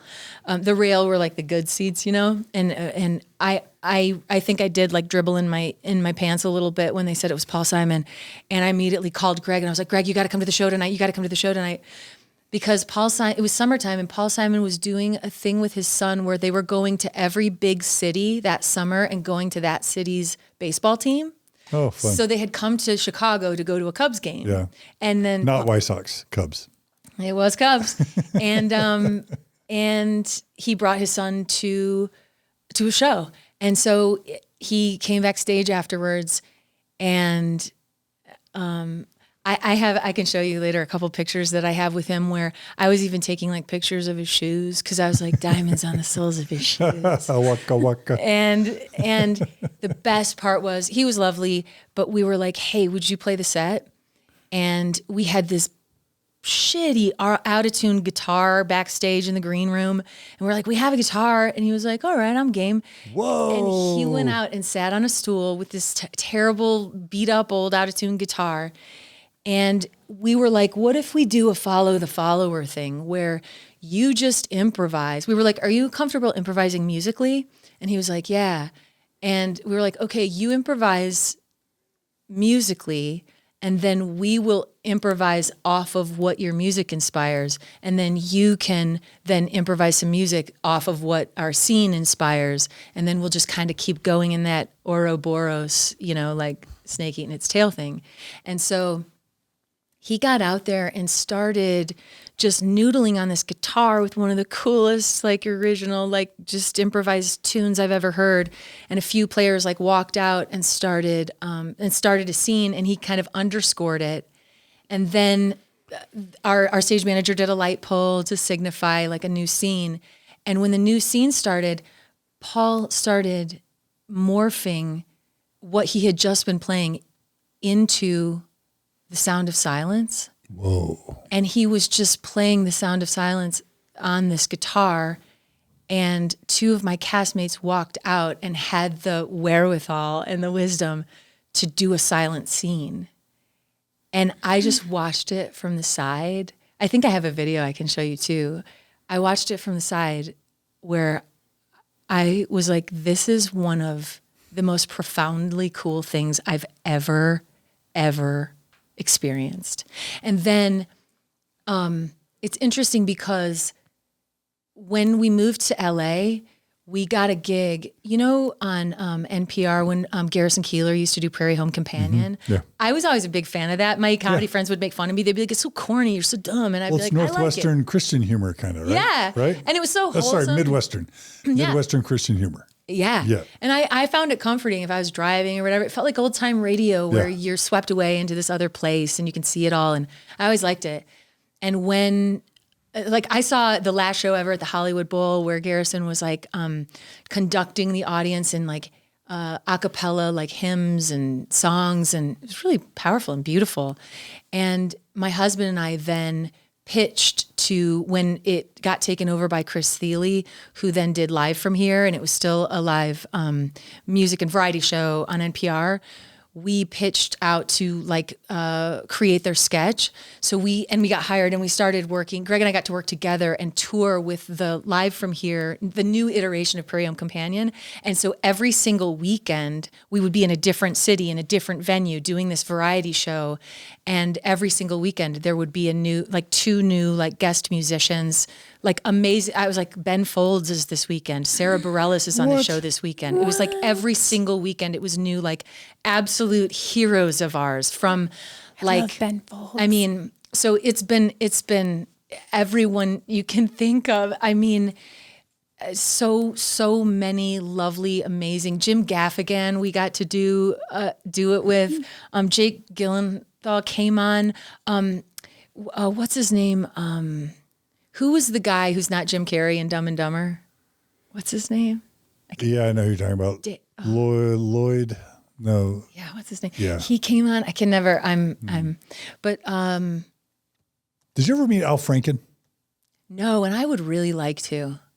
He's a Midwestern comedian. He sure is. Minnesota, baby. And yeah, I would really. Jeff Daniels. Jeff Daniels, Yeah, thank you, that's right. love. You're welcome. Yeah, Producer for the win. Jen, producer for the win. Jeff Daniels, so many stand-ups. Oh my goodness gracious. So yeah, I have felt very, very delighted through the years to be able to meet a lot of really wonderful people who are at the top of their game doing incredible work. And yeah. So what led you to say I'm bailing? I made the main stage on Second City.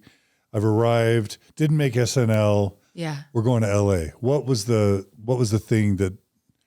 I felt like I was bumping my head on the ceiling in Chicago in terms of what there was left to pursue. How long were you main stage, if 3 that's the right years. term? 3 years. Yeah, I wrote 3 original reviews, and I would have stayed forever. I want to stay forever, but It's not enough to make a living, or is it?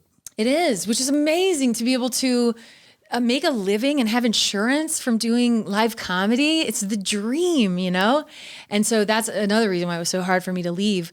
But also it's just not sustainable. It's really hard on your relationships. That was 3 years of never being able to go to a wedding, be at somebody's birthday, nothing. You only have Mondays off.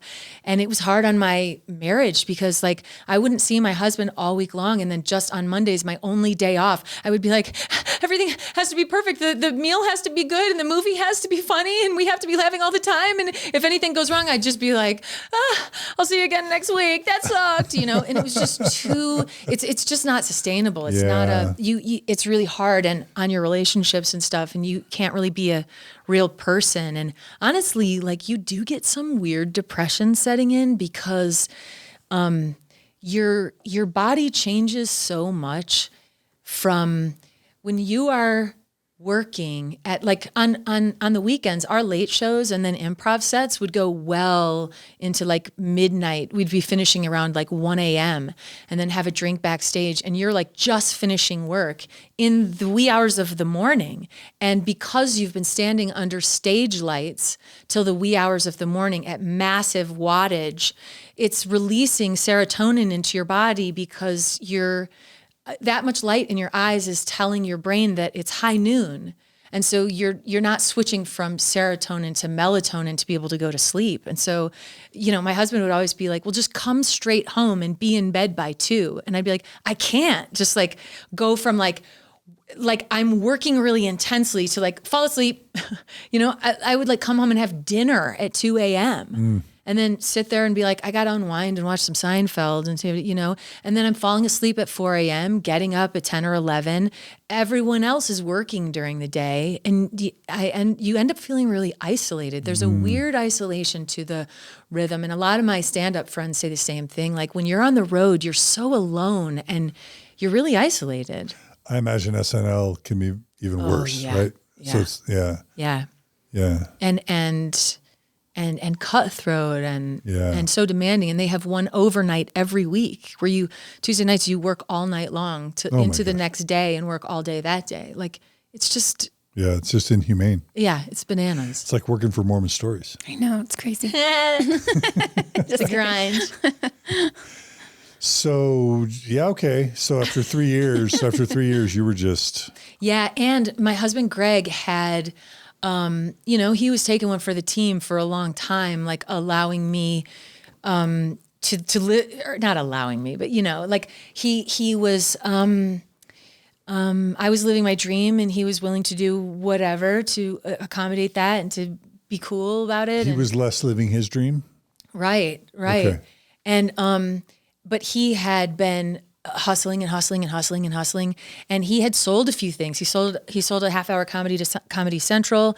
He had started selling things and going out to LA. So like while I was still on the main stage at Second City, he would be in LA for like months at a time, like shooting and trying to sell. He sold a script and then he sold a pilot and he got to shoot the pilot. And so we weren't together as much anymore. And after I had done 2 shows, it looked like Greg maybe was going to need to move to LA for work. And I remember going to him tearfully and being like, I really want you to keep your ball rolling.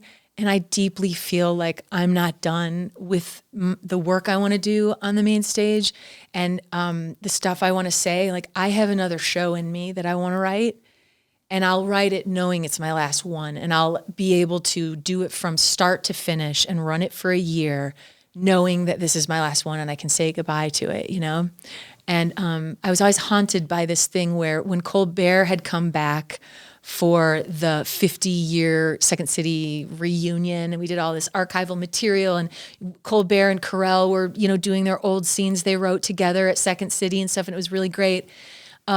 Wait, Colbert and Carell were at Second City? Yeah. Oh, I didn't remember that. Wow. And there are old archival scenes that they're both in that are lights out, man. So cool.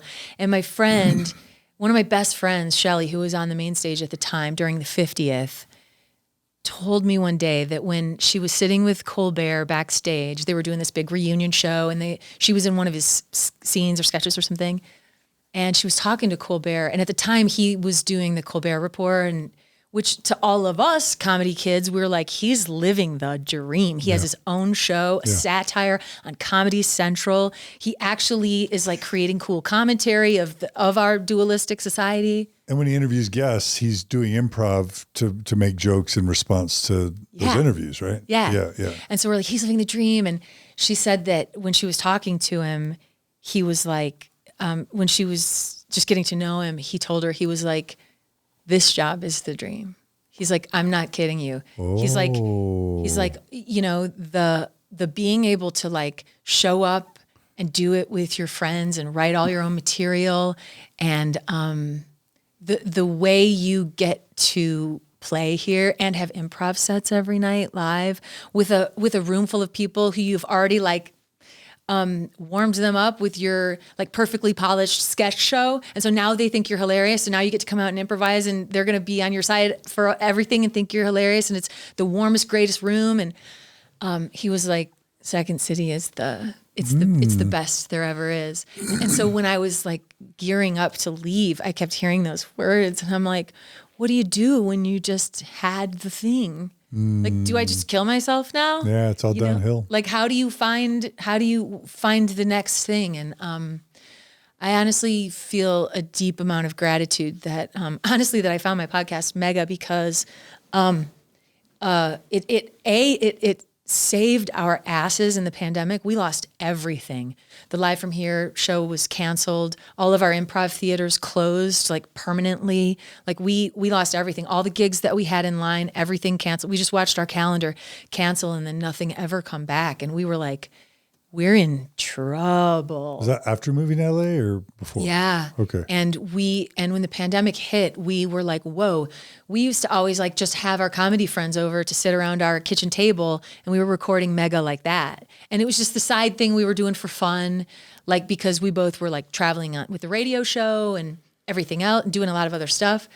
And then when the pandemic hit, we had to figure out how to do it remotely, how to still have guests on without being able to see each other, and had to figure out the equipment and all that stuff. And we sort of pivoted, and I think our podcast like kind of became a new iteration of itself in the pandemic, and it saved us, which was really great, which was really, really great. And I really want to sell it for TV because I'm like, this is a Christopher Guest style comedy. And this could be something like The Office or Community or Parks and Rec, where it's just a workplace comedy, but it's the colorful backdrop is a mega church and you can do all this commentary with really funny ensemble casts. So did Unrighteous Gemstones bum you out?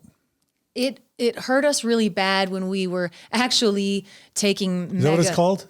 Righteous Gemstones. Righteous Yeah. Gemstones, okay. Yeah. When we were first taking Mega out and trying to find someone like a champion for it, like somebody who kind of caught the vision and was like, and Righteous Gemstones dinged us pretty hard at first because everyone was like, well, there's Righteous Gemstones now, so it's been done. Yeah. And I'm like, no. Would you say that Weeds is the same as Breaking Bad? Like those are two, like a parent who starts selling drugs to save their family. And those two shows couldn't be further from each other, but the pitch would sound identical. But like Righteous Gemstones is a big, slick, almost like heisty, and it's also a little bit more televangelist, and it's all about it's a lot more like, you know, action, and it's big and broad, and it's really slick. It's really expensive. This would look more like The Office or like Parks and Rec. I get it. It would be a small ensemble like workplace comedy. But if we could just pack every single page with hard jokes and just make it the funniest thing in the world. But so far, at first when we started taking it out as a TV idea, like everyone in Hollywood looked at us like, we don't want to offend. There's so many like church people in America. We don't want to offend them. And we're like, you don't get it. The podcast is not, we're not making fun of them. We're not. Like, I am not interested in punching down. I'm not interested. I'm not making fun of human beings who believe stuff. I'm punching up at the power structure that hurts people and that, you know, is authoritarian. And you know. Right. It's always the church that spoils religion. You know what I mean? Like every single church, every Christian that I know and respect, if it's just, you know, there's just like, oh, it's just about those simple things Jesus said and love people and be kind. And who has a problem with that? Exactly. Literally no one. Yeah. No atheist I know has any problem with the Christian that's preaching love. Mm-hmm. It's the church that always screw things up.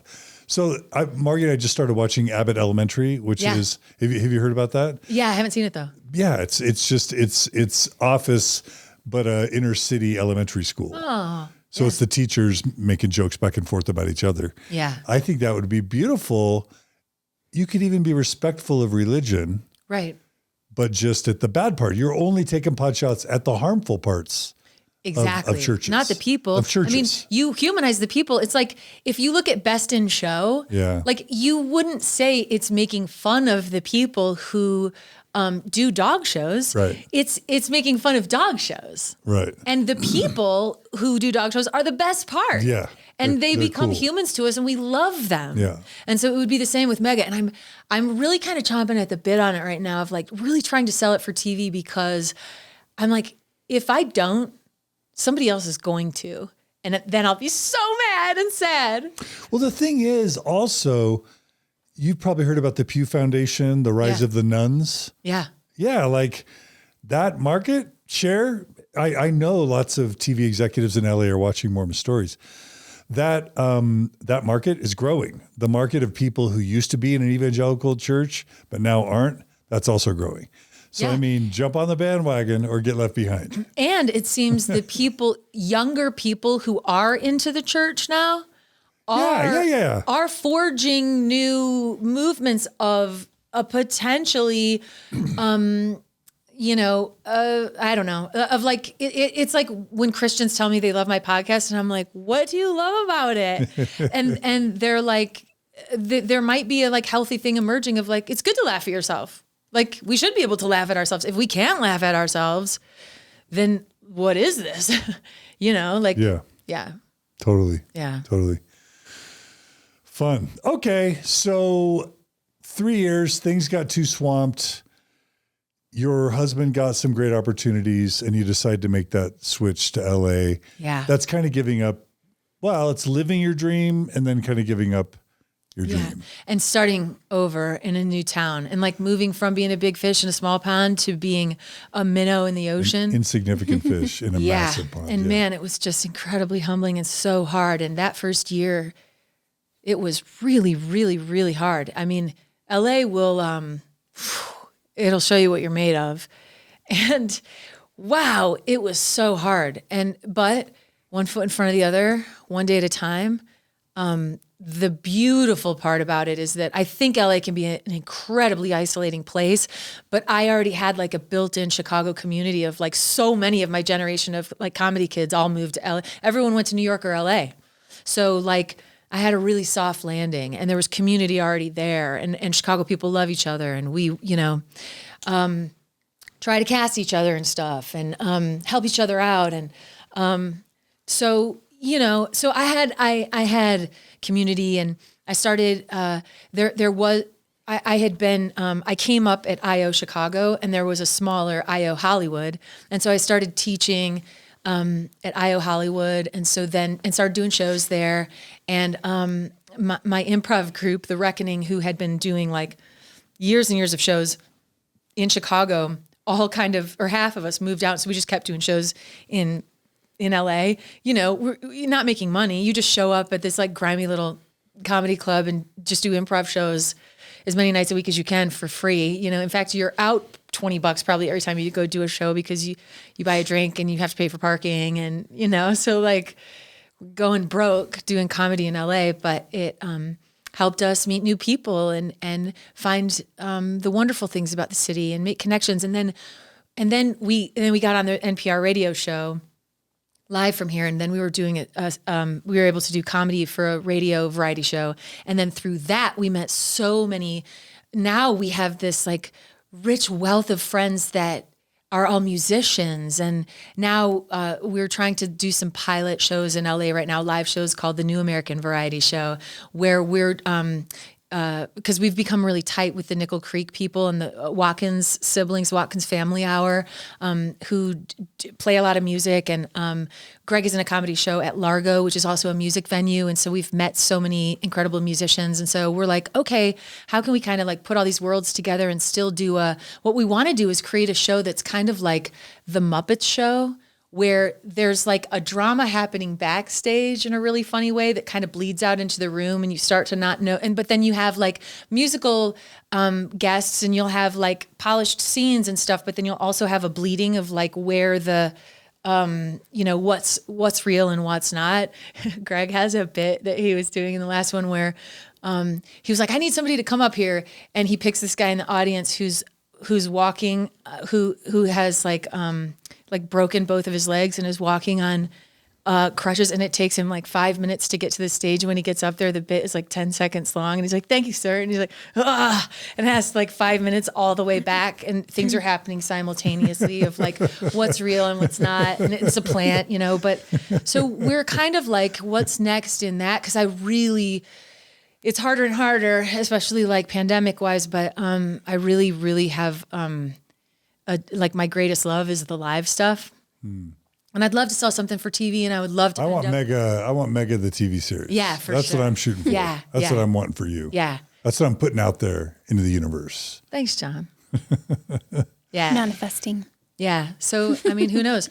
Who knows where it's going? But now I love LA because I love my friends, and I might not have any money, but like I'm rich in the way I want to be rich, which is like I'm so wealthy in friends, and I feel like so grateful to have such incredible people in my life who are we're all kind of having similar conversations and able to just affirm and support the ever living shit out of each other. You know, it's really great. And you know, sometimes it is like, whoa, how long can we make it work here, man? And do we even want to be here? Because it is a really hard place to live. But so far, so good. Yeah. How many years ago did Mega start? 2018. So 4 years ago. 4 years ago. We're in our fourth year. Okay. Yeah. So, let's shift, if it's all right, let's shift now into Mega. You've already talked about it a bunch, but like, I want to geek out about it a bit. So just to, maybe we've already talked about this, just to blow your mind. I started Mormon Stories podcast in 2005. It's amazing.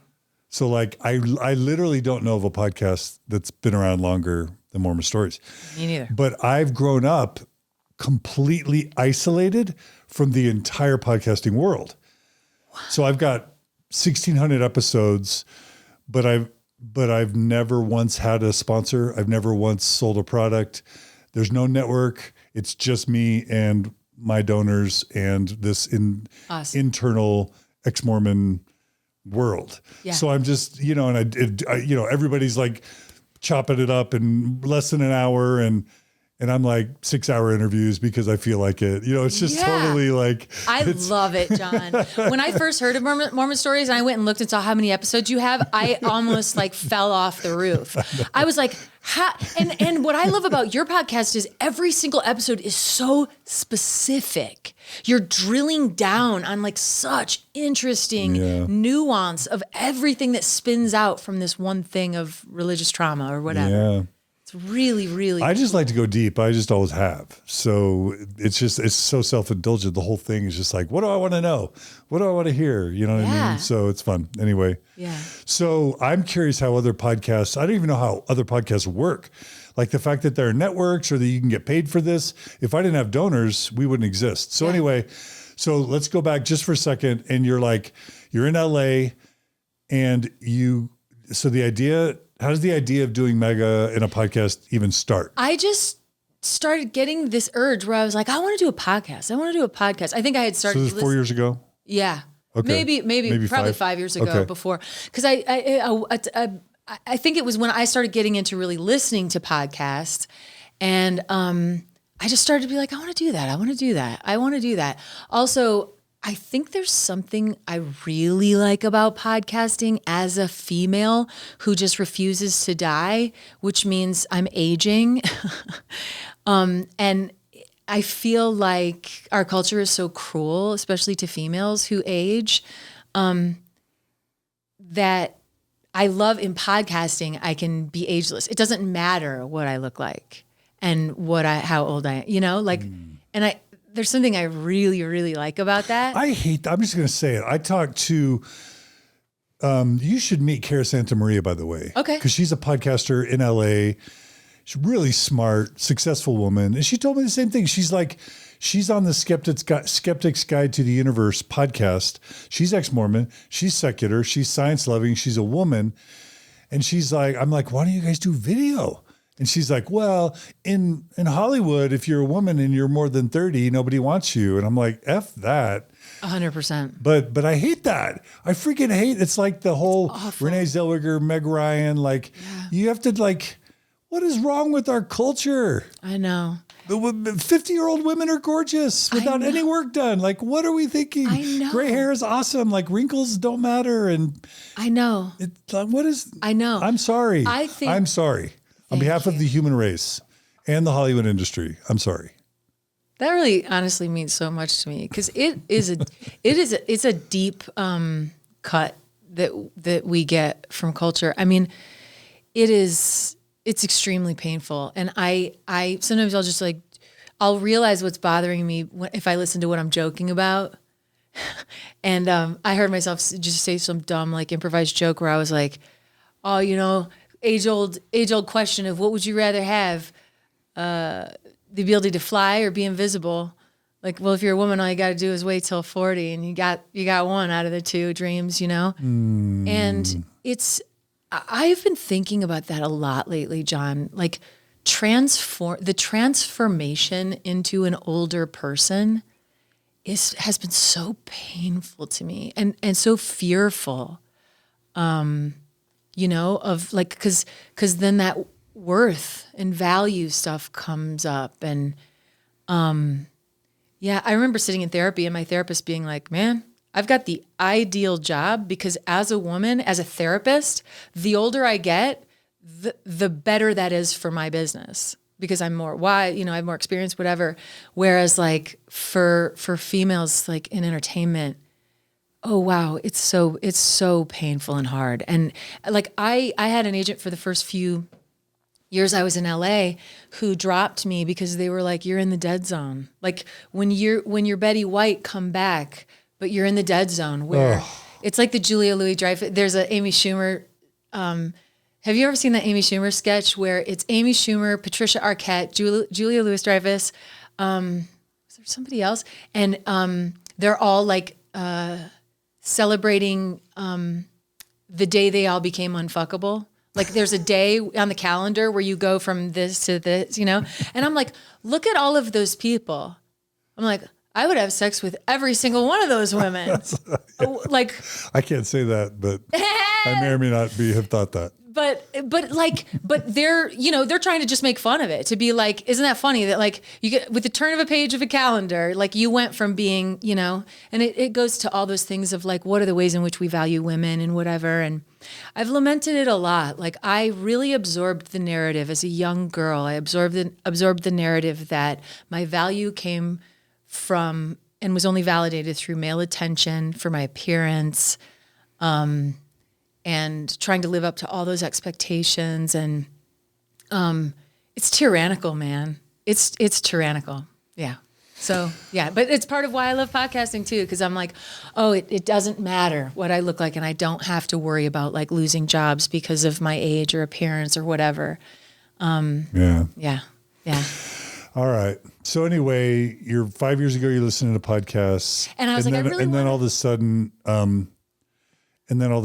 there's a glare. So, and then all of a sudden you get the idea for Mega, or how does that work? I didn't get the idea for Mega. I got the meeting to pitch to a network, a podcasting network, and I was really excited. And I came up with all these ideas, and I really wanted to do something about like improv and comedy. And I had my page of like Mark Maron. Like a podcast about a satire podcast about comedy? Yeah. Or a podcast where we would improvise and then like break it down and then talk about improv and be able to like take suggestions and like, you know, and, that's kind of nerdy. Yeah, totally nerdy. And, insider baseball.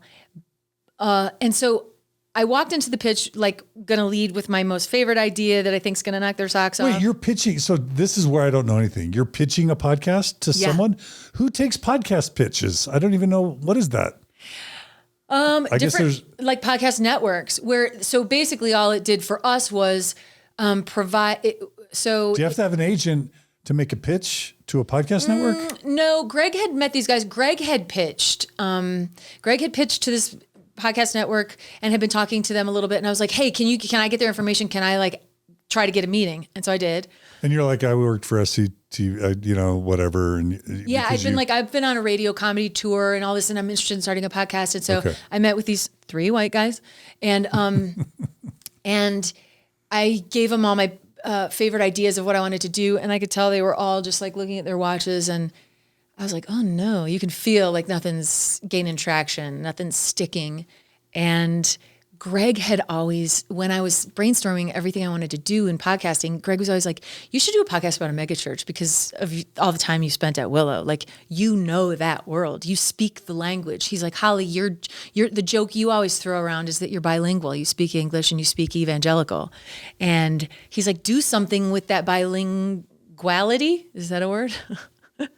And I was like, no, I don't want to do anything about a megachurch. I don't want to think about that place. I don't want it already, it robbed too much of my life. I don't want to, I was like, no. And he was like, yeah, well, specificity in comedy is gold. And the specificity of the evangelical lingo and language and vernacular and everything is so specific. It's like a Christopher Guest thing of like the specificity of dog show culture, the specificity of a cappella culture or whatever. Like, it's so specific that it's like, it makes it fun and easy for comedy. And, cause it's already like a colorful world. And so he kept saying, he's like, you're bilingual, you speak evangelical, do it. And I was like, no. And, so I'm sitting in this meeting pitching to these guys, and I can tell that they're all looking at their watches and yawning. And I'm like, damn it, pivot. What can I do? And I was like, or I have this idea about a megachurch. That's where improv comes in handy, because you're improving in your podcast pitch. Yeah. Right? Exactly. Yeah. And so I was like, I have this idea, and I kind of threw it out, and all of them sat up. And they were like, wait, say more about that. And all of a sudden it gained traction, and they were like, yeah, we're interested in that one. That sounds funny. Like, go away, write the show Bible, bring it back to us. And I was like, okay. And I overthought it and overdid it. And I spent like 3 months trying to create the show Bible, which was like kind of like laying out and laying out the world of the show, like, okay, what will the church be called? And I was like looking up all these different mega churches, Willow Creek, Saddleback, Mars Hill. I'm like, okay, it has to have this cool non-churchy sounding name, And I ended up calling it Twin Hills because between you and me and the lamppost, I was like, it'll be funny. It'll be like boobs. I'll be like, we'll call it Twin Hills Community Church. And the way I'll remember Twin Hills is that it'll be boobs, And then on our logo, we can kind of make it like it's these 2 hills, but we put crosses on the top of each hill, and it looks like boobs. And your show is all about double entendre or whatever. Yeah. What's the word? Yeah, that's it. Dual meaning sexual innuendo, I guess. Right? Yeah, that's a big part of it. There's some of that in there. We try. Greg's always like, I don't want this to always be, we don't want sex humor and stuff. So yeah, right. I know. But you can't control improv. If that's where it's going, you got to say yes and.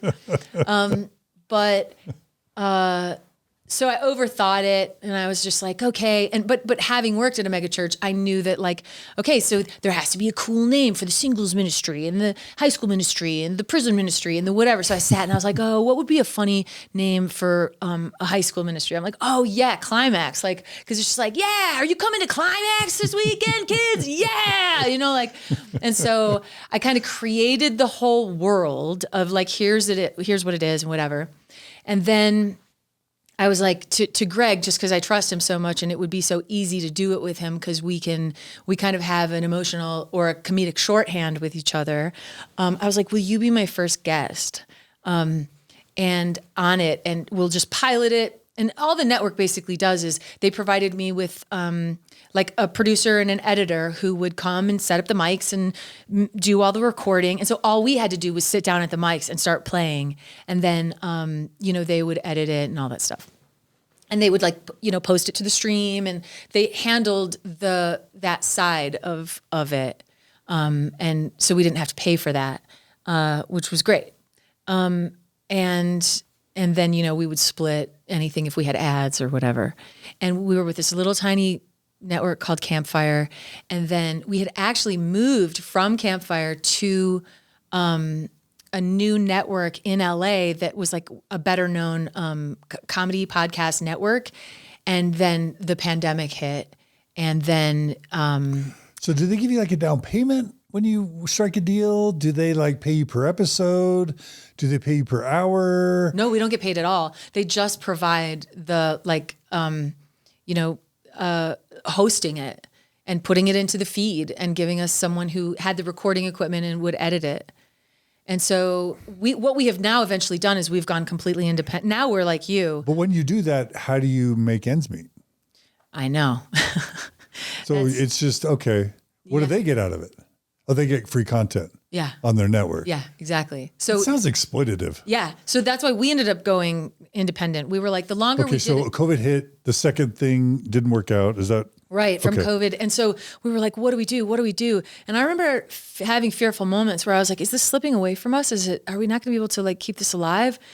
But the longer we kept it going, now we've just learned so much about how to make a podcast sustainable and how to do it ourselves. And now, we're in the process of trying to grow it. And I've had to educate myself. And so when the second thing fell through, COVID hit you, is that when you went independent? Yeah.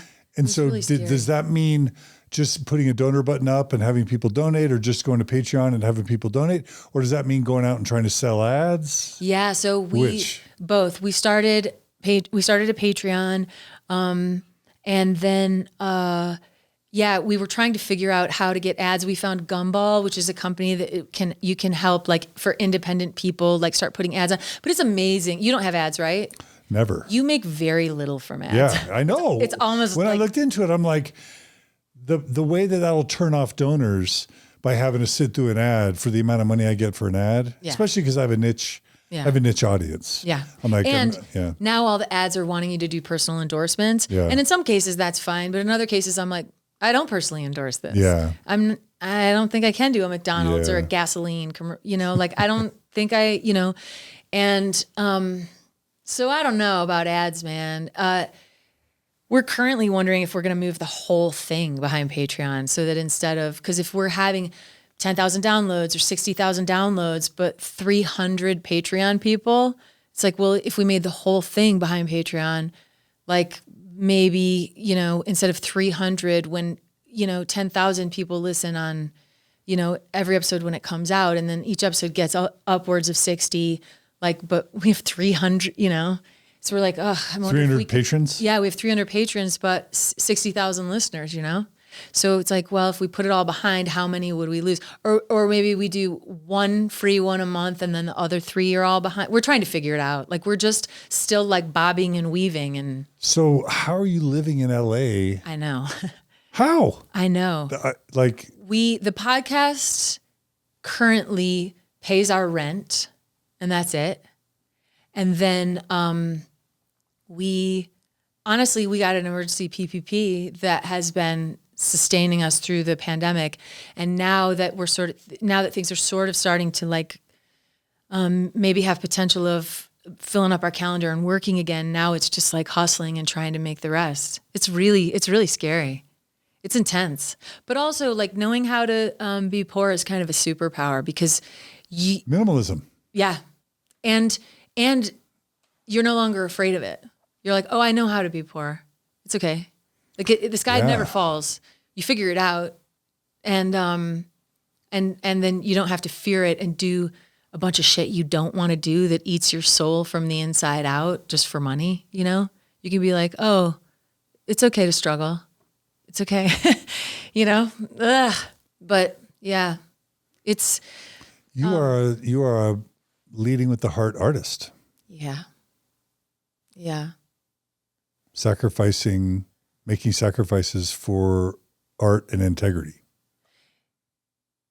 It's funny because I've always heard people say like, do what you love. What are you passionate about? And if you can make that your job. And I was thinking one time about why is that movie about the crucifixion? Why is it called The Passion of the Christ? Why do we call that The Passion? Oh, why do we call Easter the Passion play and all that stuff? And I just was like, asked my phone, define passion, and was like, oh, passion means to suffer, like the essence of the like suffering thing. And I'm like, oh, so to live a passionate life for me, I guess, is like, what is the thing that you're willing to suffer for? And I'm like, oh, I'm willing to suffer to do comedy.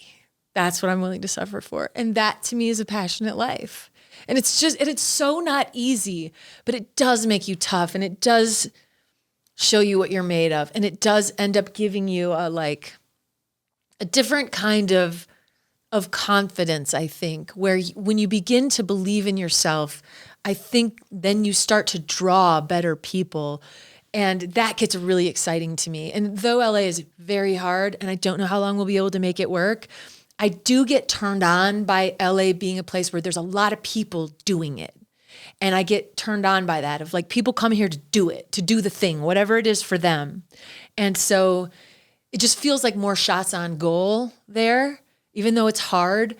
And I'm like, if we have more shots on goal, one of these are going to go in, you know? Well, that's every famous person's story ever, is they didn't quit.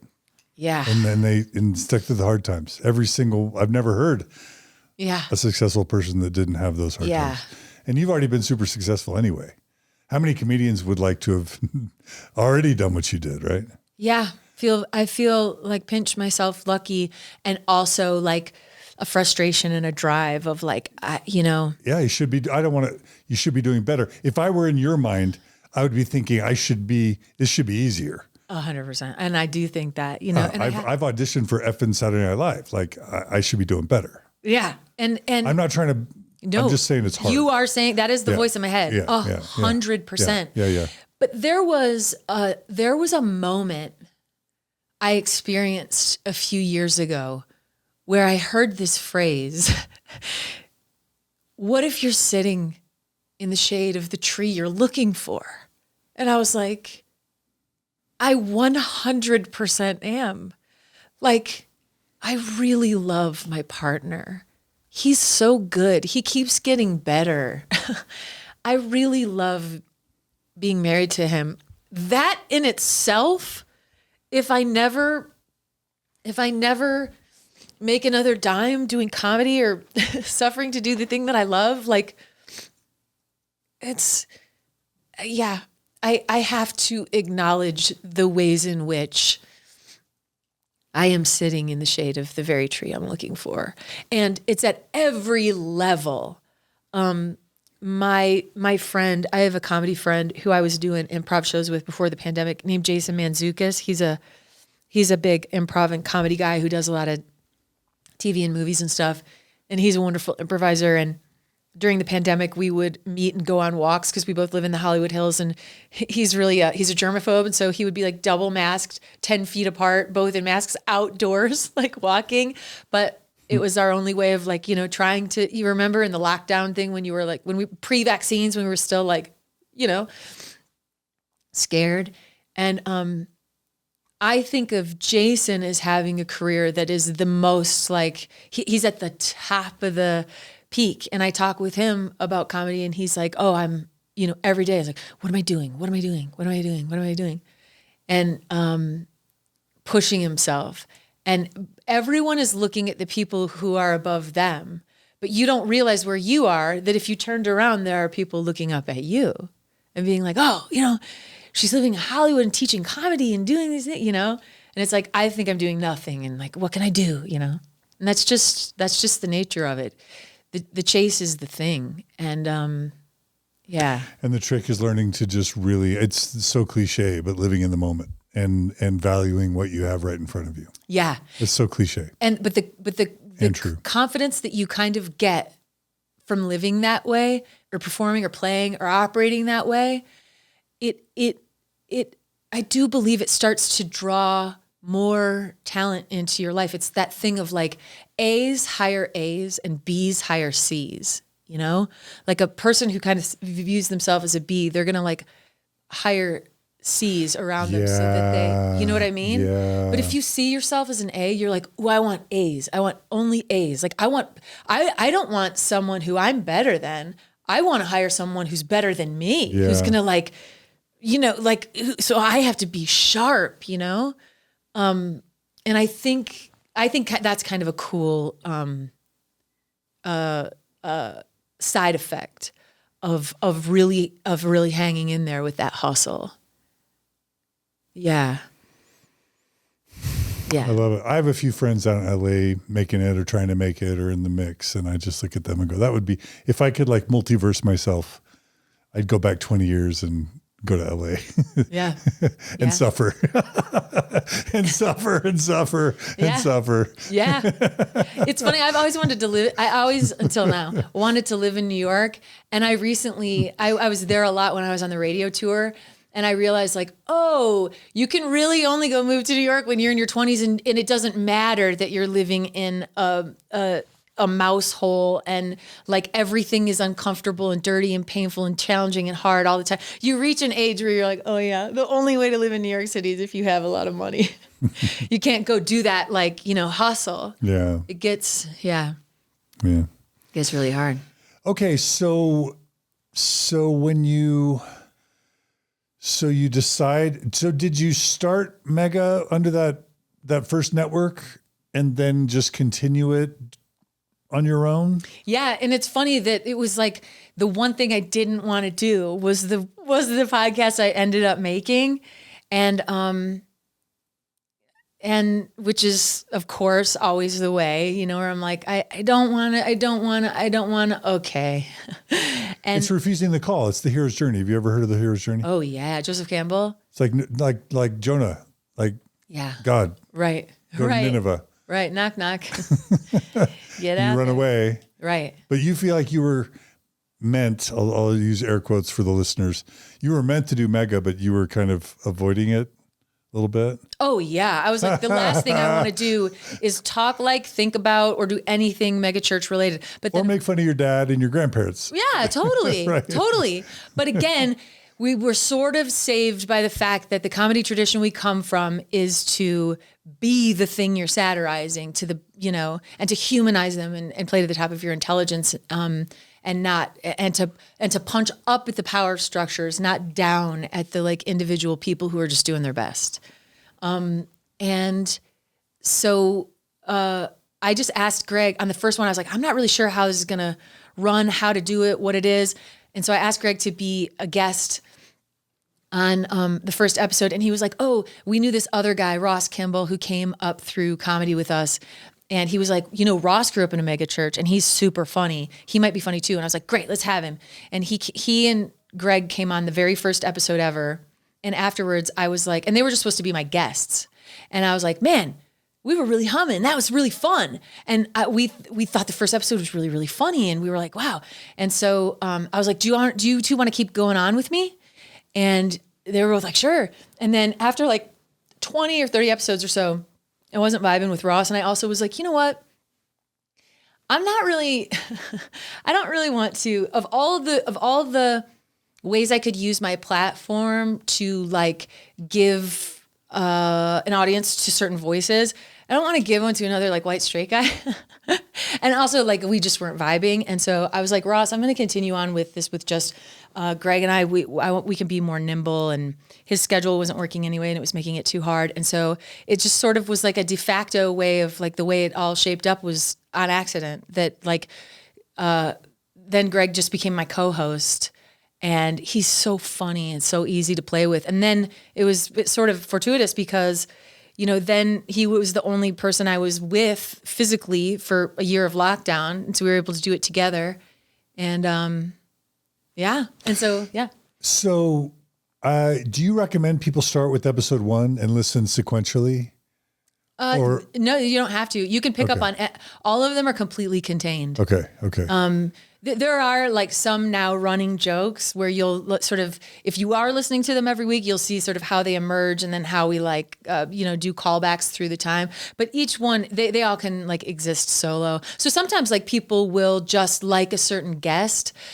We had Jason Mantzoukas on. He played the actor who was playing Jesus in the Easter drama, and he got really shredded and convinced the director of the Easter drama to let him only wear a loincloth, and he was like super hot, and all the women in the congregation were like, my land, like, whew, I need a fan. And he and this was all just improvised, but he said that in the Easter drama, he got so shredded for the part that he had them make it be an 80-foot cross, and he free soloed it in a loincloth and then got up there and put himself on it so he could show his physical prowess.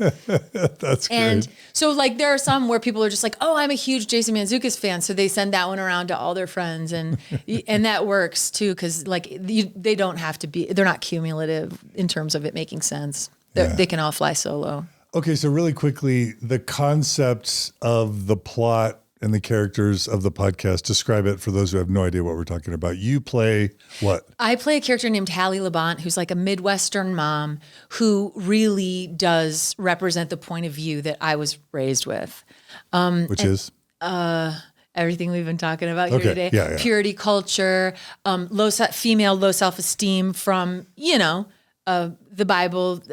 My character always says like, joined by my co-host who's a man, because, women are only 1% of the Bible. And so if I didn't put a white man on this, it wouldn't be a legitimate Christian podcast. And is she passive aggressive? Oh yeah.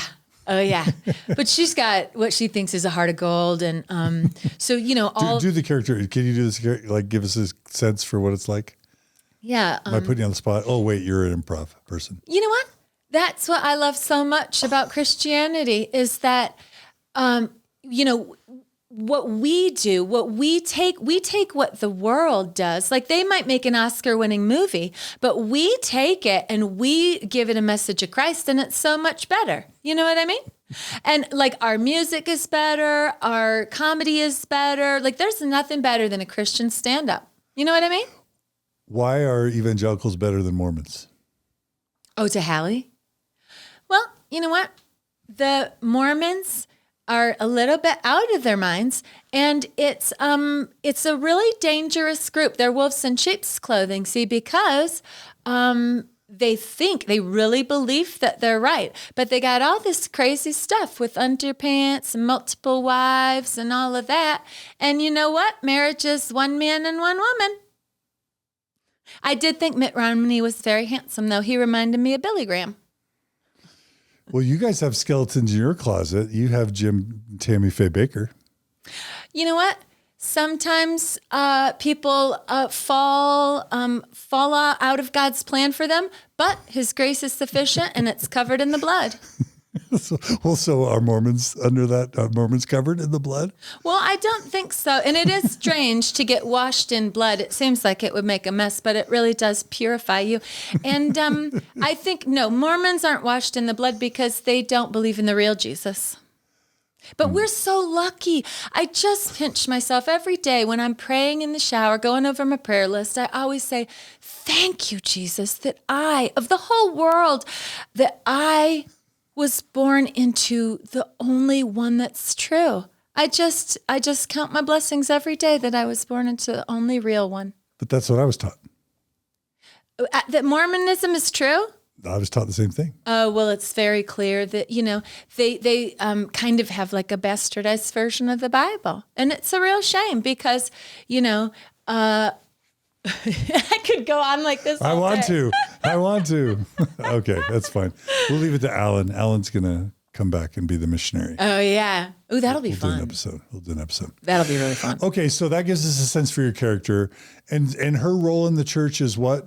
She's a weekend producer. So she really is so proud of the fact that the weekend services that they put on that are these fogging the room, concerts, lights, all the bells and whistles, the weekend services are the big driver, the generator of what creates growth in the church and brings in unchurched people and converts them into wholehearted followers of Christ and all that stuff. So she is my character Hallie is kind of like an assistant to the head guy who we call Steve. And, everyone. Is he the lead pastor? He's the lead pastor. And Steve. Has he ever been on the show? No. And he's like this untouchable. He's Joel Osteen. We talk about him and He's hold Rick Warren. Such high regard, and he can do no wrong. And it's Steve. And then, but of course, all the things that we share about how awesome Steve is showing you like this guy is a dick. You know what I mean? and we're just like, oh, Steve. And it'll be interesting because I'll be like, because Hallie has like really bad, like one of the things that came up one time, we were just improvising, but I was like, you know what? So Steve has 3 assistants, me and Kimmy and Rihanna, and we all were kind of competitive, because we, want Steve to think that each one of us is doing a good job and that, I hope he doesn't have a favorite and everything. But we all just were talking. And we realized that all 3 of us have something in common. We've all had breast reductions. Can you believe it? And it's, and we're able to be like, oh yeah, Steve likes big cans. And just take the piss, of those powerful guys in any little way that we possibly can. What are they called? Mega pastors? What are they called? Like in real life? Mega church pastors, yeah. Are mega church pastors usually jerks? Do you think that's true? Is that fair? I'd say most of them that I've ever met. I mean, well, it's tricky. It wouldn't surprise me. I just don't know. I don't know. I'm sure there's some lovely ones. Yeah. I'm sure there's some lovely ones. And then Greg, my co-host, he plays Gray. Everyone who comes on, it's a play off their own name. So my name's Holly Laurent, and my character is Hallie Labont. My husband's name is Greg Hess, and his character is Gray Haas. And then every guest just does a play off of their name. Like Jason Mantzoukas was Mason Jantzoukas, but Gray plays. Greg plays Gray, the youth pastor of the youth ministry called Climax. And he's always, and in the way my character is kind of like going in on the like theological illiteracy of people who've based their life on the Bible. Greg's character is really kind of driving at the way that like it has become a capitalistic enterprise in terms of these churches and these systems and these. And so his is very like this more materialistic. He's very vain. He's always like trying to act like I'm really young, like I'm young, Haley. And I made him be Australian because every mega church has like the cool hip Australian dude who plays like bass guitar and has a thumb ring. Why is that? I know. And on our very first recording, I was like, Greg, you have to be Australian. You have to be Australian because everyone has an Australian. And he's like, I don't know an Australian accent. And I was like, Google it really quick. That's pretty impressive because I think he sounds really authentic. But like, I think of Australia as being so secular. So why is there a connection between Australia and mega churches? But there is. I honestly don't know. It's just the hot accent, I'm sure. I think that too, John. Like, and that is so funny and corny. Like, but Americans are a sucker for an accent, especially a British or Australian. Yeah. And we just love it. We like There's think the whole it's Crocodile so charming. Dundee kind of macho man kind of thing. Yeah. Right? And are you old enough to know that? Oh reference? yeah, I know him. That's not a knife. But it's, I think it comes from, and this is what Greg's character is really drilling down on, is that there's such a desire to be cool. They just want to be that cool Justin Bieber church, like, alpha male. And so he is kind of representing that of the alpha male. Sensitive alpha male. Yeah. And so that's what Mark Driscoll kind of was. Yeah, 100%. So that's kind of what he's going after. Huh. And fun. And then it's really fun. And then it's pretty much you two always on every episode. Yeah, and then we'll have a guest on. Except when I play my son Day, then I'm always like, oh, my mom wanted me to come in and talk to you, Greg, because you're my youth pastor, and I think it's been really fun in Climax lately because, And so And are you playing you as a girl to your dad basically a little bit? Like the naysayer skeptic or not? Is that who the son is? I guess I am. Yeah. That's fun. Yeah. And then these comedians you bring on, are they like well-known improv people in the industry or? Yeah, a lot of them. I mean, we get some really great people. We had Louis Anderson on and then became very, very good friends. We really spent most of the pandemic on FaceTime with Louis Anderson, just goofing and doing bits. And then he passed away, and we were really, really grieving. And he is such a goofy little darling.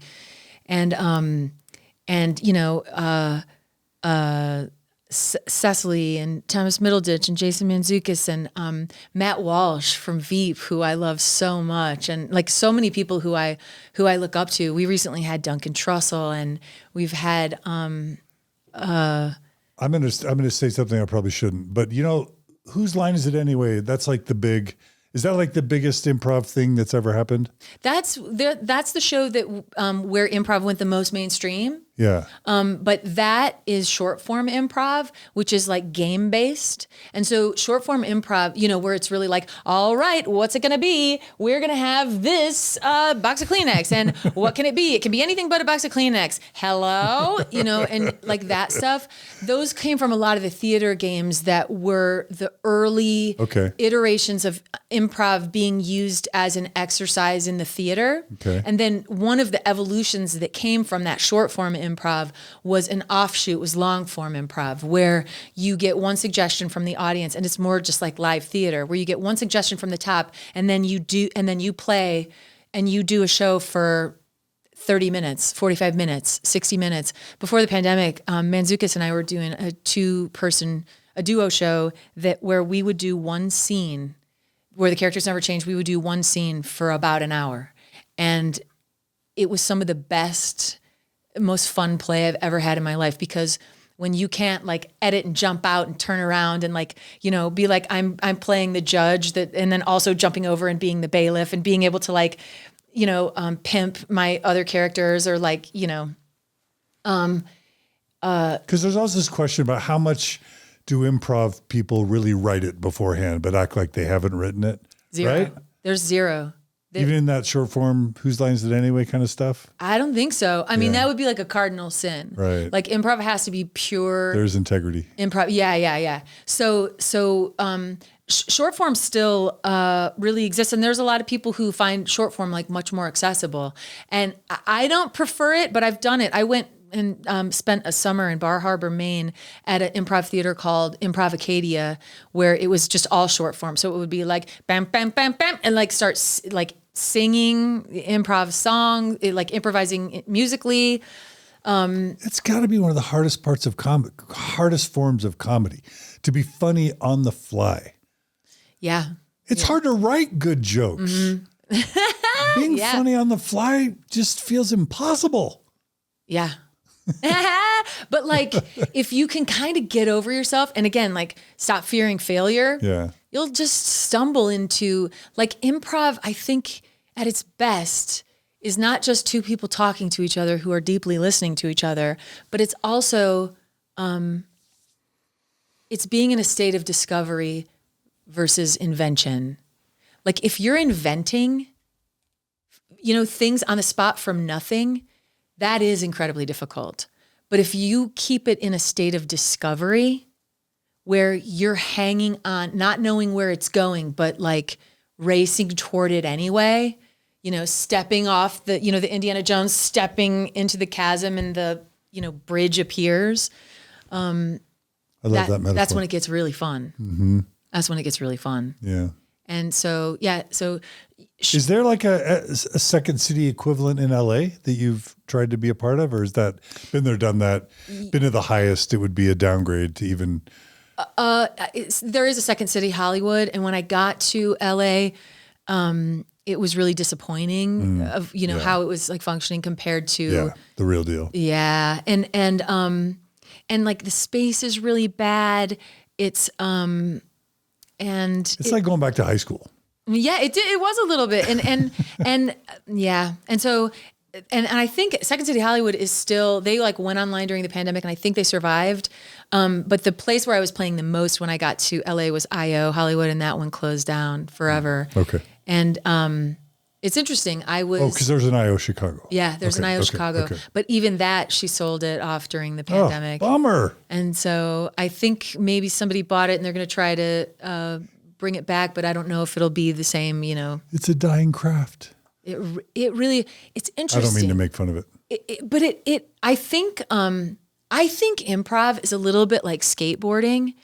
Like, kids will always come up and start skateboarding, but because it's a little like it's community, it's the clothes, it's the language, it's the everything, the culture, subculture. Yeah, and like skateboarding, I think like you can't really turn skateboarding into a big, like huge multi-million, like people find it because like what I fell in love with, what really got me with improv was that it was so exciting to show up to this tiny little place every night with low ceilings and like everyone packing in, and it felt like you were finding some underground thing. And I think what happened with improv is like the big improv spots kind of started to get greedy and like grow. And Second City in Chicago started to be like the Mall of America. It just kept like, now we have a like film school and we have it this and the train center and the blah, blah, blah, blah, and now we're putting shows on all the boats and everything. And to some degree, that's a good thing because it's creating more opportunity for more players, which is great.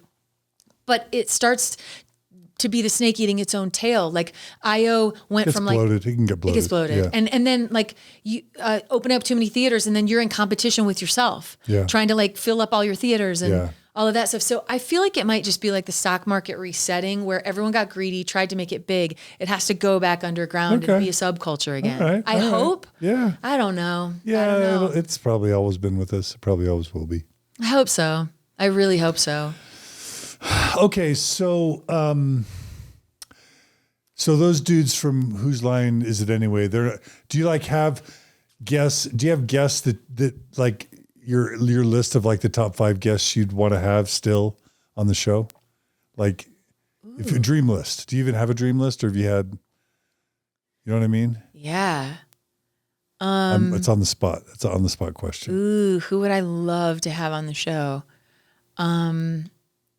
We just had Lisa Lampanelli on the show. And my goodness gracious, she is a wild woman and so amazing. And we had Louis Anderson, and we've had some like stalwarts of the craft. And now we're starting to get younger people who like sometimes I've never heard of. We just finally hired a producer, and because booking guests, as you probably know, starts to be a real hard thing, especially how many you've done. But, so now, I mean, oh yeah, I would love to have like Julia, Louis Dreyfus, people like that. It's funny because I was at one of Greg's improv. She was Second City, right? Yeah. Yeah. Yeah. And SNL. Yeah. She had a terrible That's time. right. She had a That's really hard right. time at SNL. She was like 1 year, right? Yeah. Half a year or something. Yeah. Gone. Yeah. But one time, John, I was at Largo at one of Greg's Improv Shake shows, and sometimes they have people sit into their shows, and Jason Alexander from Seinfeld, George Costanza, sat in and played in Greg's show that night. And afterwards, I was in the lobby, and I was like looking at him and trying not to act like I was looking at him, and I was like, oh man, I want to go over and just be like, but I don't want to be that person, like leave him alone or whatever. And I was just like, okay. And I think I was just waiting for Greg and looking at my phone, and someone tapped me on the shoulder, and I turned around and it was Jason Alexander. And I was like, and he was like, are you the lovely wife of Greg? And I was like, yeah. And he was like, is your name Holly? And I was like, yes. And I almost started crying. And he was like, my son tells me you're the best improv teacher there is. Do you think you could teach me? And because his son had been my student at Iowa in Hollywood, and I just like burst into a million pieces and died right there in that moment that day. You met George Costanza. That's sweet. Yeah, so great, so great. Oh, George. But yeah. Okay. All right. So how many episodes into Mega are you? I think we're about to have our 200th. Okay. Which for us is a big deal. That's huge. Congratulations. To you, you're like, oh, you're reaching the toddler phase of it. No, that's amazing. Hey, thanks, man. Yeah. Okay. And you have a producer. That means you have extra money to hire somebody. That's so you're doing, I mean, I guess LA. Like I almost wish you could move to like some small town. More affordable. Yeah. Yeah. But then you want to be near where a lot of the talent is centralized and or visiting. I get that. That's why I'm in Salt Lake. Yeah. because it's just where all the Mormon action is. Yeah. But our producer was so cool. She's like, look, I'll do it for like 10% of your net. And we were like, fantastic. And like when we have been writing her, like her check for the month, like when I know how much she was working that month, and then like I look at what we're sending her, I'm like, oh, I'm always like, Katie, I promise you, like, it is my goal to get these checks way bigger that we're sending you. And she's like, no, that's my goal. And I'm like, yeah. Yeah, that's good. Yeah, she's incentivized. Yeah. Yeah. So she's been really great. But you're grateful for her generosity. Yeah, man. I mean, we couldn't, yeah. Yeah, because having her is part of us being like, okay, let's give this one last shot of, because if we could really grow the audience, if, you know, then we could definitely sell it to TV, you know? But we're going to try to sell it. How big would it have to be? Oh, man, I don't know.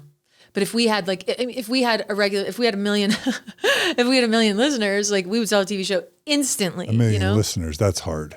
So hard. Yeah. But I wonder what it would be. I don't know. That's a great question.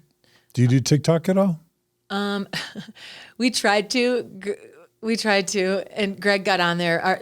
People were telling us like, you got to be on TikTok. You got to be on TikTok. And Greg got on there and got pretty freaked out pretty quick.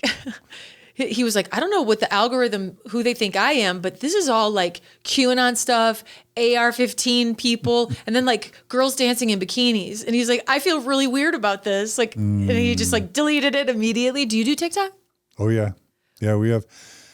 I hired before Jenn, we had a really awesome, talented 33-year-old ex-Mormon woman whose husband did a podcast with Tig Notaro in LA back in the day. And then they moved here and she started doing ex-Mormon TikToking. Her name's Cara Burrell. And then I brought her on to run our TikTok. So she grew our TikTok channel from like nothing to like 120,000 subscribers in like a few months. That's fantastic. And that and what we've done on YouTube and video, like doubled our viewing audience in like 1 year. So like TikTok and Instagram and video has really fueled our podcast. Interesting. So I'm happy. I mean, this is like, now we're just so in the weeds. Now we're talking the podcasting mechanics. But I want to help. I mean, so I like the ethic in LA. Like, okay, now we're going to make this relevant to everybody. Like when Leah Remini and Mike Rinder had me on Fair Game podcast. Yeah. And you should go on that maybe. Okay. I don't know, but I'd love to. But, cause they just interview former members of cults basically. Awesome.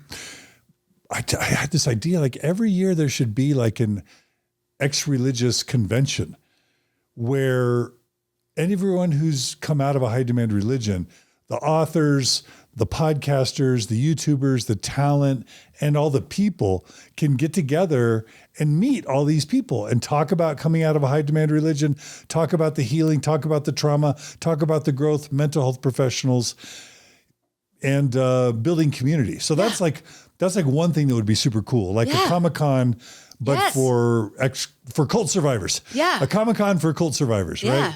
And that'd be cool. And then I was talking to you in the break just about how cool it would be to have a weekly podcast. And not that you need another thing. And what you want to be doing is comedy. So this does it, you know. But like if me and you and Leah or even Sarah Edmondson from the Nexium. Yeah. She came here. She sat in that chair. Do you know Sarah? Yeah, I watched from a little bit cunty. A little bit. Oh my gosh, I just swore. A little bit culty. Hallie did that recently too, where I was like, I am blessed, breast. Whoopsie. Sarah Edmondson and Nippy. Sarah and Nippy from a Little Bit Culty podcast. Yeah, I watched that. They've been on here. You watched The Vow? Yeah. On HBO? Yeah. Anyway, she's lovely. Like, there's so many cool JC and Lady C from the Jehovah's Witnesses, Chris Shelton. There's so many cool ex-cult influencers. It would be cool if, like, Super Friends, like Avengers, like X-Men. It would be so cool if we could find a way to build each other up. John, and I would cross-promote and market. Yeah, I would do that in a heartbeat. How would you have time? I would love to do that. And I don't only do comedy. Like I've been, the podcast I was pitching this morning, the meeting that I had was, I'm pitching a very dark, like investigative thing. So it doesn't always only have to be comedy, but sometimes it's nice because I like to be maybe like one of the funny people in the room on a non-comedic thing to just help be able to bring some levity in the like more difficult content and stuff. But I would do that in a heartbeat. I would this is my favorite stuff, is talking like this, the behind the scenes stuff. This Week in Cults, something like that. Yeah. With a panel of like I think we smart, should do a funny, pilot interesting one people. and just see what we learn from just doing one. Because even the convention thing you're talking about, like we could probably get some of the most incredible musicians. I'm now meeting like people of all in all the arts that are at the top of their game, who are deconverting and who, I mean, you could get. And it would be so fun because it would be a conference or whatever of a bunch of people not taking themselves seriously, because it doesn't have to be turned into propaganda, because we're not trying to convince anyone of anything. We're just like, I know, right? Well, I mean, if you think about it, and we're just brainstorming here, like TikTok, there's a massive ex-evangelical presence on TikTok. Imagine if all those ex-evangelical TikTokers had a conference to go to meet their respective audiences, but they could also be speakers at the conference. Same with YouTubers. Yeah. Same with, you know what I mean? Yeah. So podcasters, Yeah. TikTokers, influencers, former preachers, Bart Campolo. Musicians. Former worship leaders. Totally. Yeah. Yeah. And Comics. just like doing comedy routines, doing music, meeting their fans, giving inspirational talks, along with like mental health professionals, and be fascinating. Right? It'd be so fun. Yeah. There's, and again, this is a Rise of the Nuns growing market. Yeah. With no, I'm thinking of Bob Geldof. Do you remember Live Aid, We Are the World? Yeah, of course. It took like one obscure musician to say, hey, all these people are starving in Africa. And then he's bringing Michael Jackson and Sting and Phil Collins. And, anyway, we need this. The world needs this. I'm in. Holly. I'm in. It starts with the podcast. It started with this podcast episode. Y'all, you were here for the inception moment. Anyway. Okay. I dream too much sometimes. So, Good. Okay, so Mega is about to hit his 200th episode. Okay, and financially, so do you have like a donate button? Is it mostly just Patreon? You say you've got 300 Patreon people, like. Yeah, and now I don't understand Twitch, how it works on Twitch yet, but like we've been doing Twitch for a few months now, and I think you can build it up to monetize, we've been for a few months now, we've been like, I wonder what it'll turn out to be like. And if you break it down into the hours we're putting in, like if it'll end up being worth it, but we're giving it a shot. So we're trying all the different avenues of how to monetize it for sure. Because honestly, it has gone from like a pet project to becoming like our jobs. And so we really do need to try to like make it a sustainable thing, Yeah. Yeah. Okay. So if people want to support you, how do they do it? Patreon. Yeah. Mega the podcast on Patreon. Yeah. Okay. And we give lots of like, I think the Behind the Patreon Wall podcast that we do, that's called The Mini. And I write, my character Hallie always says like, if I might offer you a word basket of encouragement, John. So I have this newsletter I do just for our patrons every month called the Word Basket, and where I'll like try to do these really thoughtful essays to them about just sort of synthesizing some of the issues that are coming up in culture, but also of some of the stuff that comes up in our podcast. And so we do we do the letter, we do the behind the scenes mini episodes. We're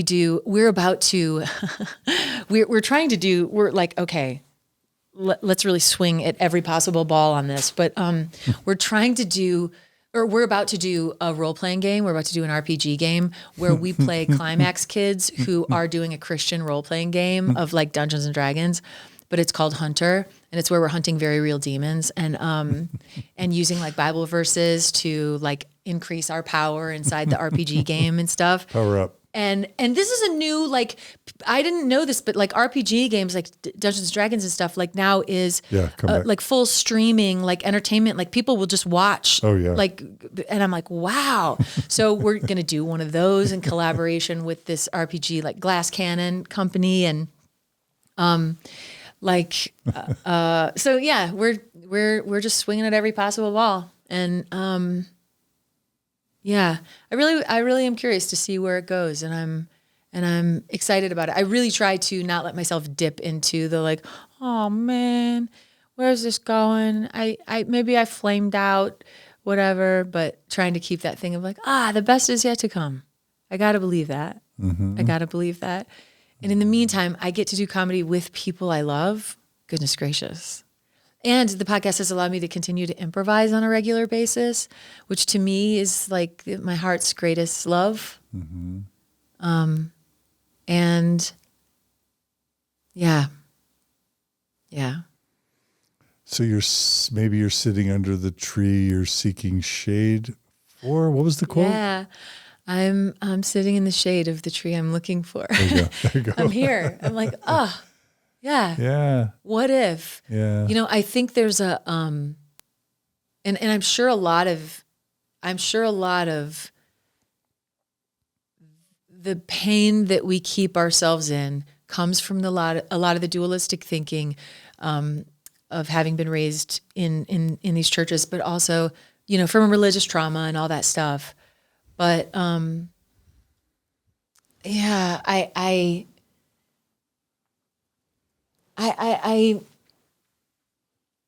think that I don't know. The older I get, being able to, the only thing that improv really asks of you is to be fully present. And I think we're so very rarely like present. Because when you are fully in the present, it's usually not a very like anxious or depressing place to be, you know, but we like go into our heads a lot and into the story that we're telling, and our anxiety and depression sort of grows, you know? So, I think it's like what we were talking about yesterday, that the more I leave behind the binary and the like dualism, the more I begin to experience less fear, because it's like that Ram Dass quote of, when I know myself, when I don't know myself, I serve you. When I know myself, I am you.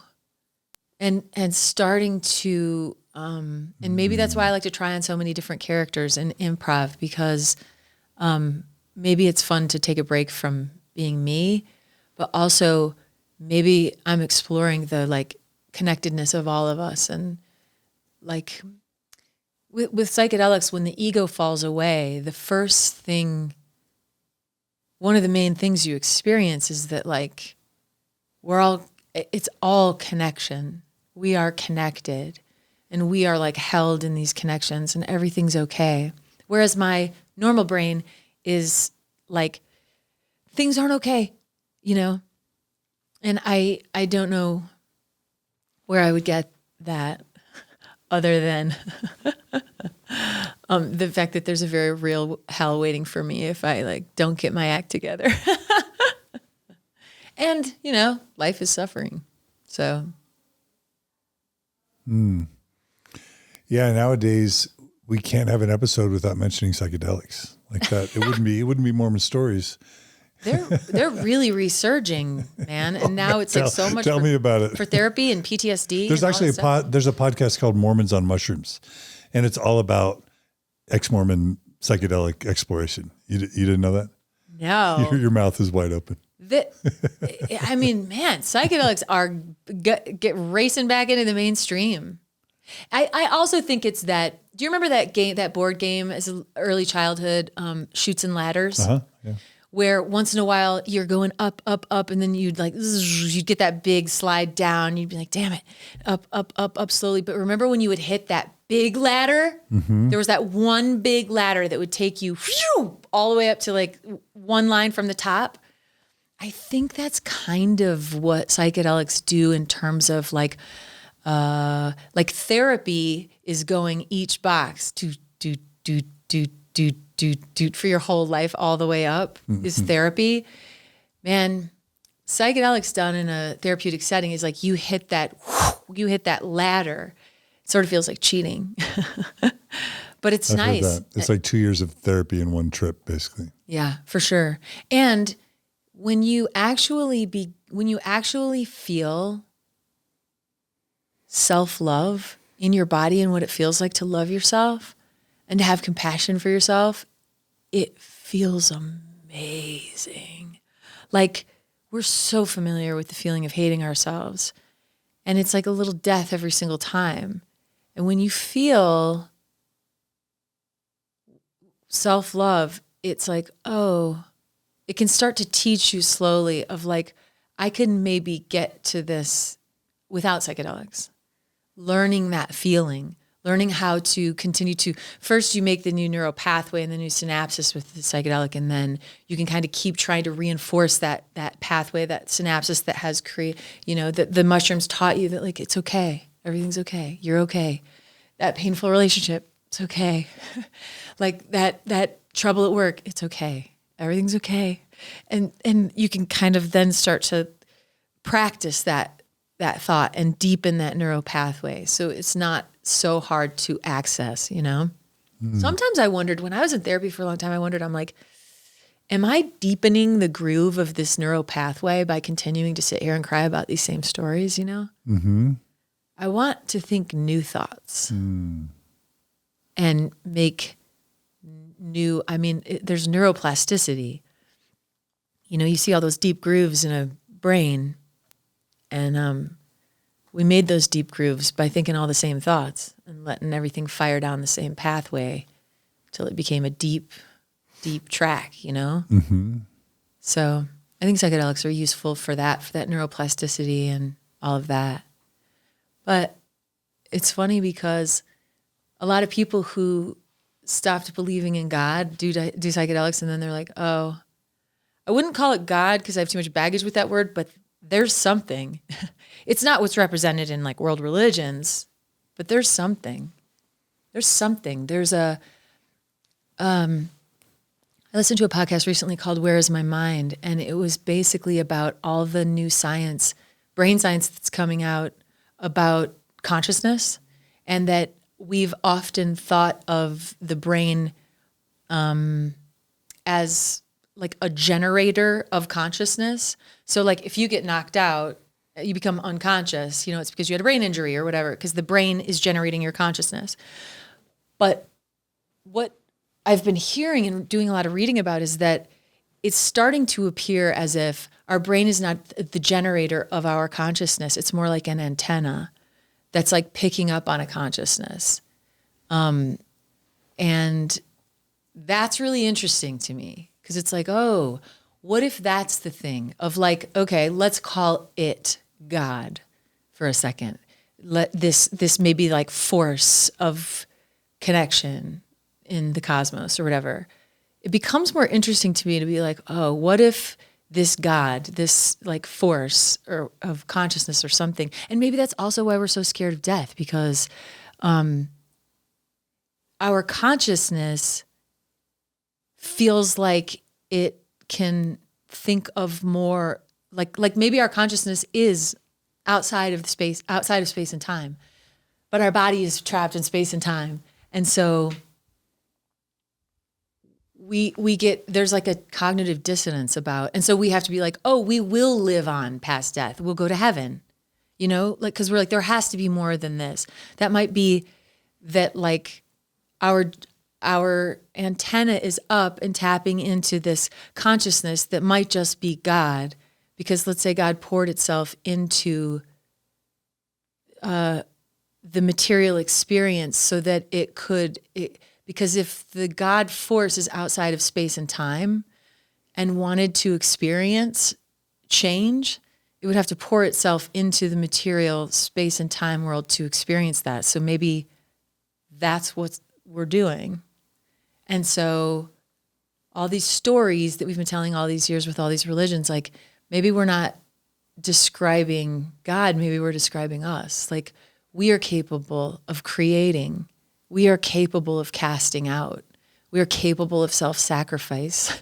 We are capable of both that warlike God we were talking about and the like self-sacrificing Jesus we were talking about. The prolific abortionist, the genocider, and then the self-sacrificing. Like that's us, you know.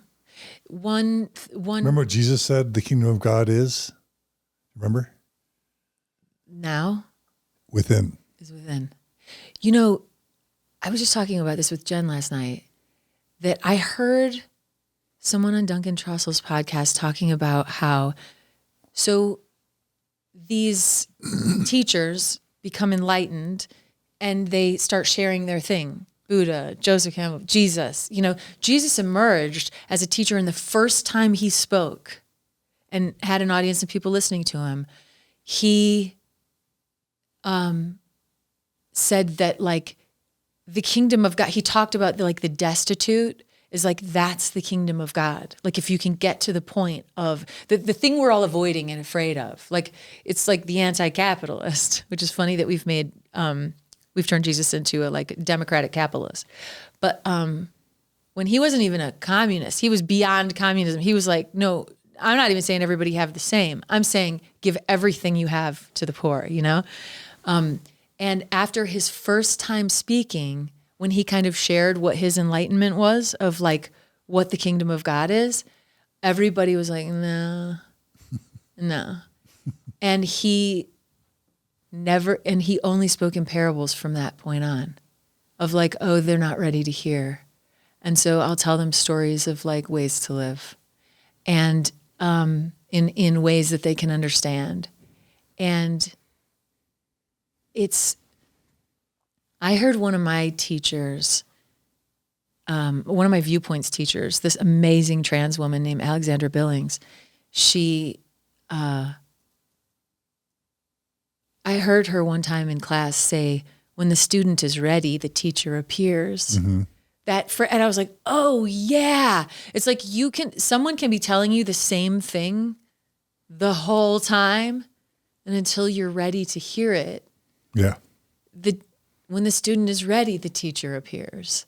So yeah, I notice that all the time, that I'll finally learn something and I'll be like, oh, it was there all the time. For sure. But I wasn't ready. For sure.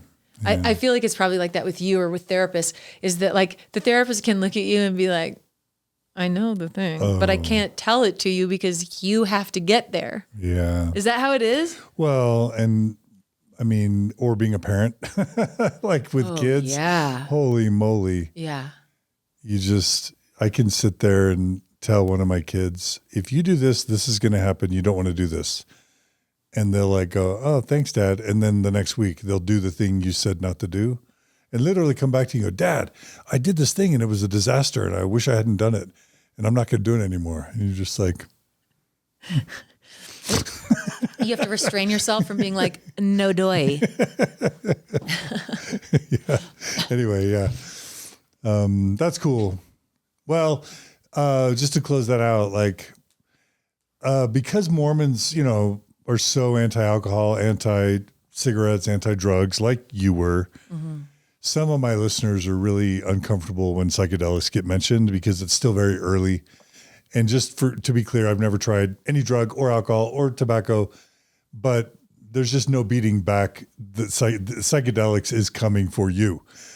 You know, it is. I think it's coming for you. I think mushrooms are going to be legalized in California pretty soon. Yeah. Yeah. I read How to Change Your Mind. I was a Michael Pollan fan before he ever even got into this stuff. And I don't think there's an ex-Mormon alive that hasn't tried psychedelics except me.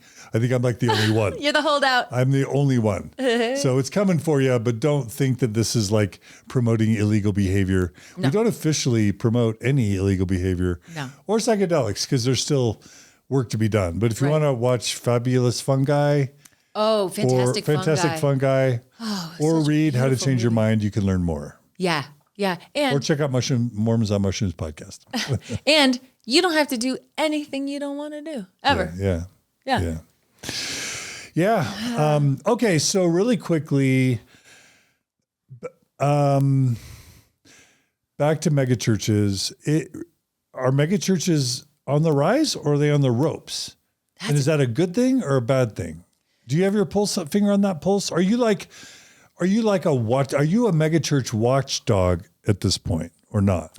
Ish. Like I get triggered so easily that then I'm like, do you follow them? Do you follow megachurch news? When it's in the news, like when the Rise and Fall of Mars Hill came out, I was like, oh yeah, I gotta do this. Like people, because of my podcast, people will send me stuff a lot. And so, but it's funny, Greg and I have laughed because we've been out of the church for so long now that it's funny that a lot of our references, like for Christian music or whatever, our references are so old. Cause like, I'm not listening to Christian music now. I don't know what's happening, Yeah. So what do you think about our megachurch? This is the question I asked, believe it or not. Are megachurches on the rise or on the decline?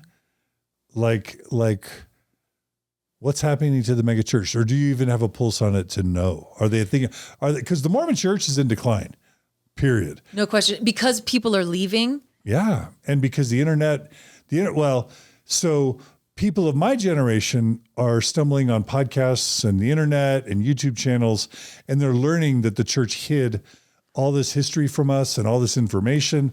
And there's that. And then there's a bunch of us that have LGBTQ kids or family members, or there are a bunch of us that are awakening to feminism or anti-racism. And so there's a whole there's a historical doctrinal component that's leaving because they realized either the church clearly isn't true or that the church hid information from us. That's one huge block.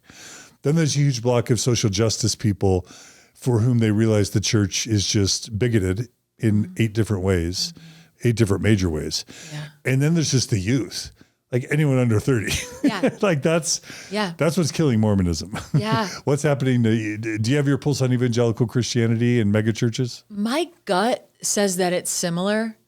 And for many of the same reasons, people are getting on social media and being exposed to like, oh wait, there's a different way to look at this.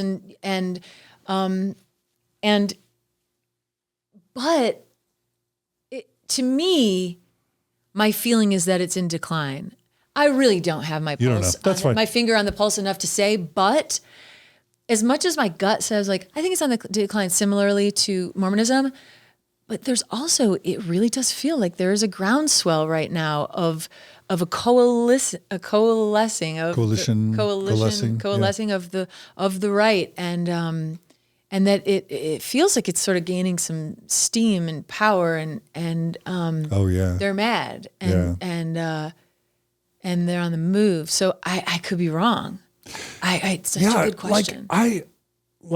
I was seeing some crazy stat, and this isn't to get political, it's descriptive, that like some crazy low percentage of America wants to get rid of abortion. Like, I know. I was like between to see 10 and too. 20%. Yeah. And yet somehow the religious right has found a way to work through to the Supreme Court to take away something that like the overwhelming majority of the country doesn't want to get rid of. Right. That's weird. And it's religion. Right. Isn't it? Am I wrong? It is. Yeah. Right. And it's minority rule. Yeah. And you don't want to get into that. Yeah. That goes nowhere good. Yeah. Yeah.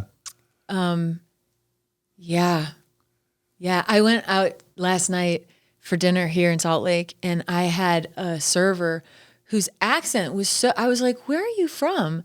And she was like, and I was like, what is she going to say? And she's like, I am from Russia. And she's like, I don't like she's like, that's really bad right now. And I was like, oh my gosh. Oh, Like she had so much. She was ashamed. Yes, she had so much shame. And I was like, oh.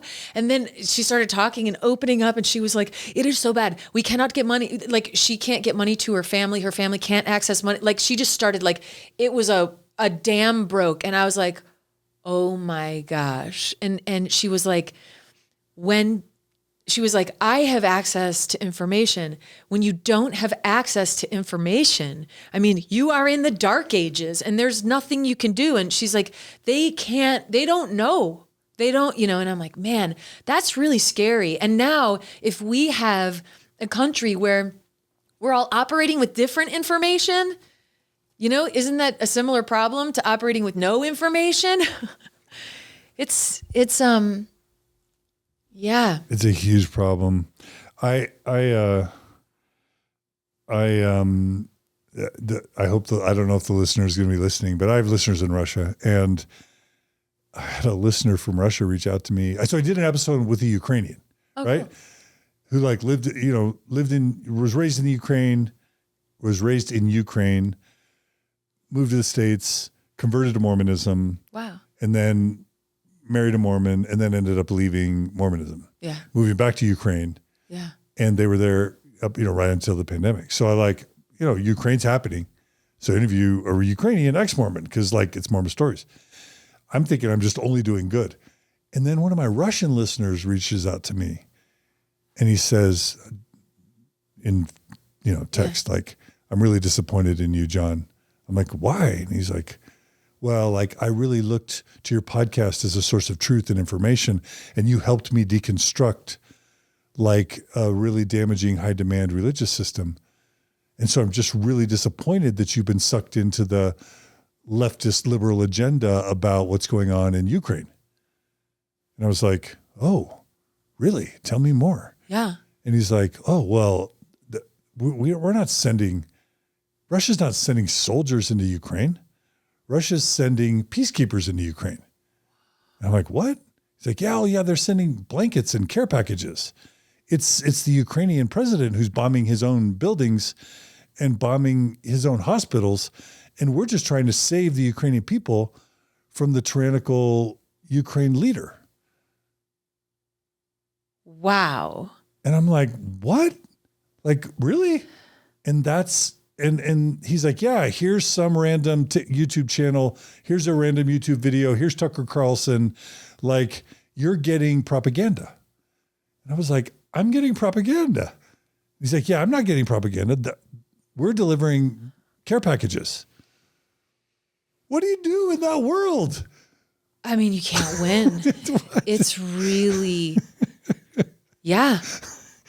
And that's what we're doing with CNN and Fox. Oh, yeah. I'm not, you are. I'm not the and the whataboutism is like, there's no winning. I'm not going to be saying MSNBC and CNN are the right. I'm not going to say that. I don't know. It's just, where do we find objective, mutually shared, agreeable information? Where? Right. Religious or political or economic or social? Anything else. I mean, at this point, he's lucky that he can even get your podcast.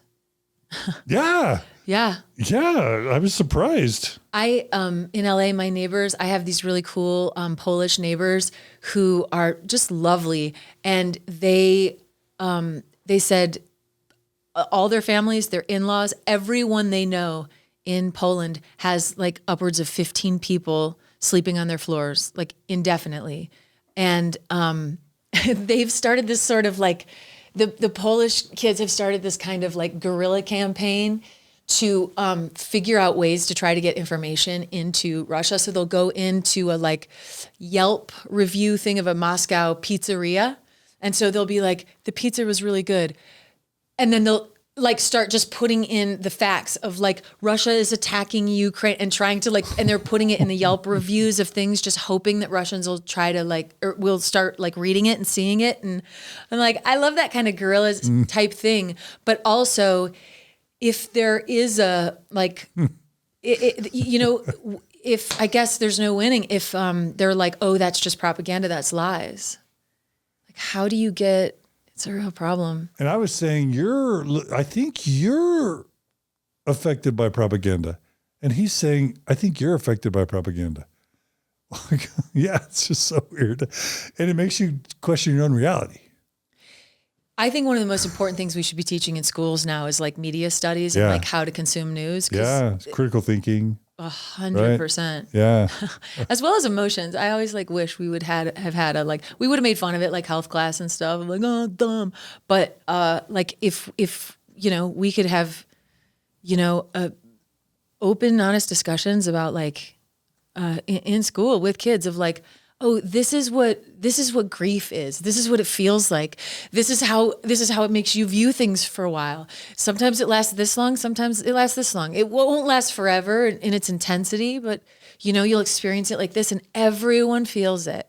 And sometimes it'll make you think this, but you know, you have to remember this. And this is what jealousy feels like. And jealousy is different than envy. And here's the thing. And like a lot of times jealousy can be seen as like a negative emotion. And then you kind of can beat yourself up. And, you know, like I would have just like, man, if I had learned like that, like it's okay to not only have feelings, but to feel them.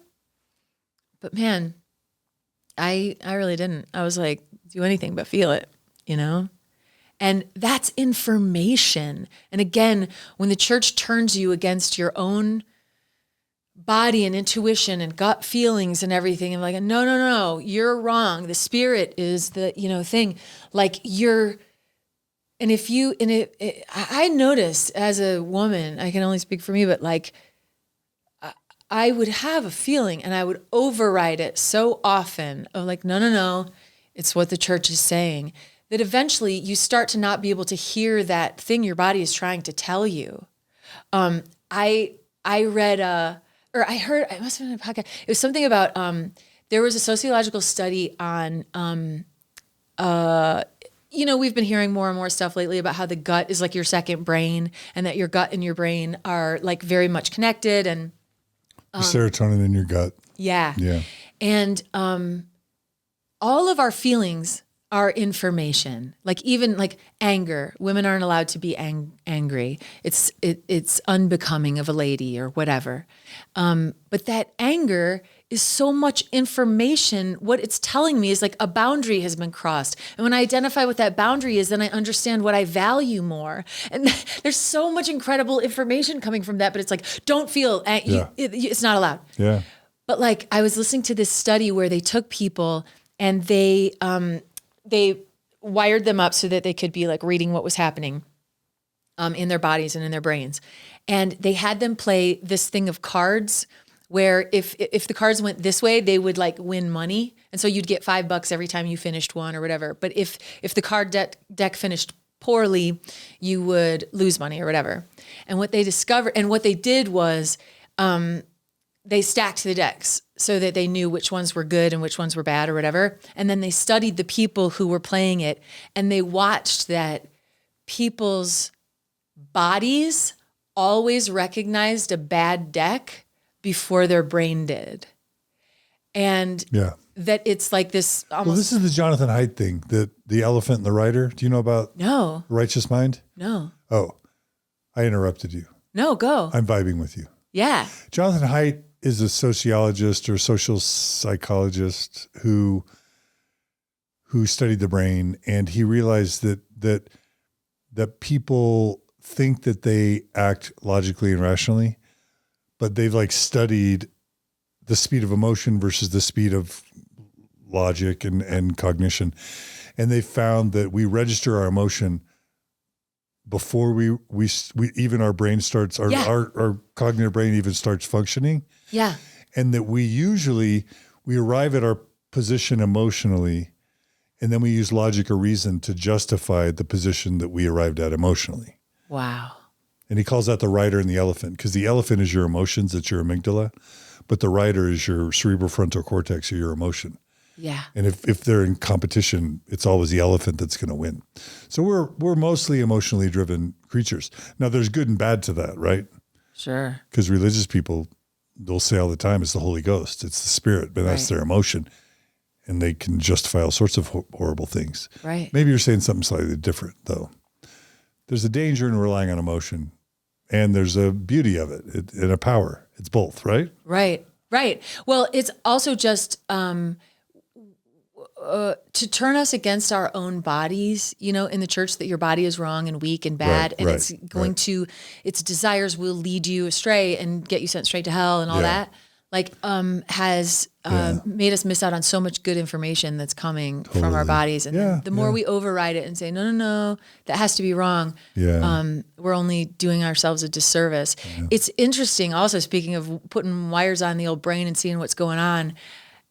I read I think this was on a TED Radio Hour, where they wired up these jazz musicians' brains and had them improvise with their instruments. And they found that when the players entered a flow state of like pure improvisation, that their prefrontal cortex went completely dark, like the part of your brain that is interested in being appropriate and correct and, all that stuff. It went dark. And then like the creative parts of your brain, like the autobiographical, like self-expressive creative parts, started to like light up like fireworks. And that so much of that, like being in a state of exploration, has to be about like, there's no right or wrong. Because the way jazz works, even Miles Davis would always say, don't play what's there, play what's not there. And the way that they're improvising together is that we're all riffing on this one thing, and then somebody will like do a weird off note that doesn't fit in. And instead of being like, whoa, dude, get back with the program, we all go, oh yeah, we're going in that direction. Now. Yeah. And so shutting off the, like, there is no correct. Yeah. Well, I could talk to you forever.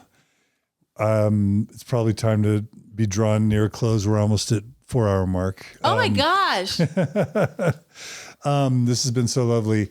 I want to kind of end with this. Like, well, let me ask you, do you feel like you have a tribe with Mega? Like, your listeners, you meet your listeners, you connect with your listeners, you have lunch with your listeners, you correspond with your listeners, you make friends with your listeners, you get feedback from your listeners. Do you feel like you're kind of part of a tribe a little bit?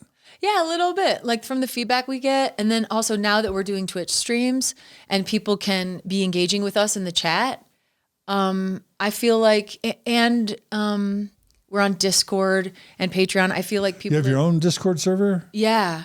And so I feel like jumping on there now, like there's a lot more engagement, and it's really fun because I love watching that, like, even when we're not on there, like now they're all starting to like have a community that doesn't require us being there. They're like, it feels like a little community. It's a fledgling thing, and it's cool. Yeah. I really like it. Yeah. Well, I love my community too. And I think about a lot of what I do as tribe building. But post-religious community is hard. Yeah. Like, I think that one of the superpowers of organized religion is community building. Yeah. And I don't know that secular folks have figured that out quite as effectively. And maybe it is that we don't need a church-like community anymore, but it's definitely something that ex-Mormons miss, is the tight-knit, close-knit, meeting regularly, know each other, have our kids play together, youth groups, kind of community, casseroles delivered when you're sick, Totally. help you move kind of stuff. Totally. And the reason why I'm saying that is, like, I'm thinking about all the problems in the world right now. Like, I lived through the Cold War. I lived through, I was alive during the Vietnam War. Yeah. Like, I've seen a lot of awful stuff. Nothing like World War II, obviously, or World War I, but, I've seen a lot of hard stuff. I'm in some ways more afraid now than I've ever been. Not because I think things are horrible now, but for the first time I feel like, whoa, we're like right at a cliff of something really bad happening if we're not really, really careful.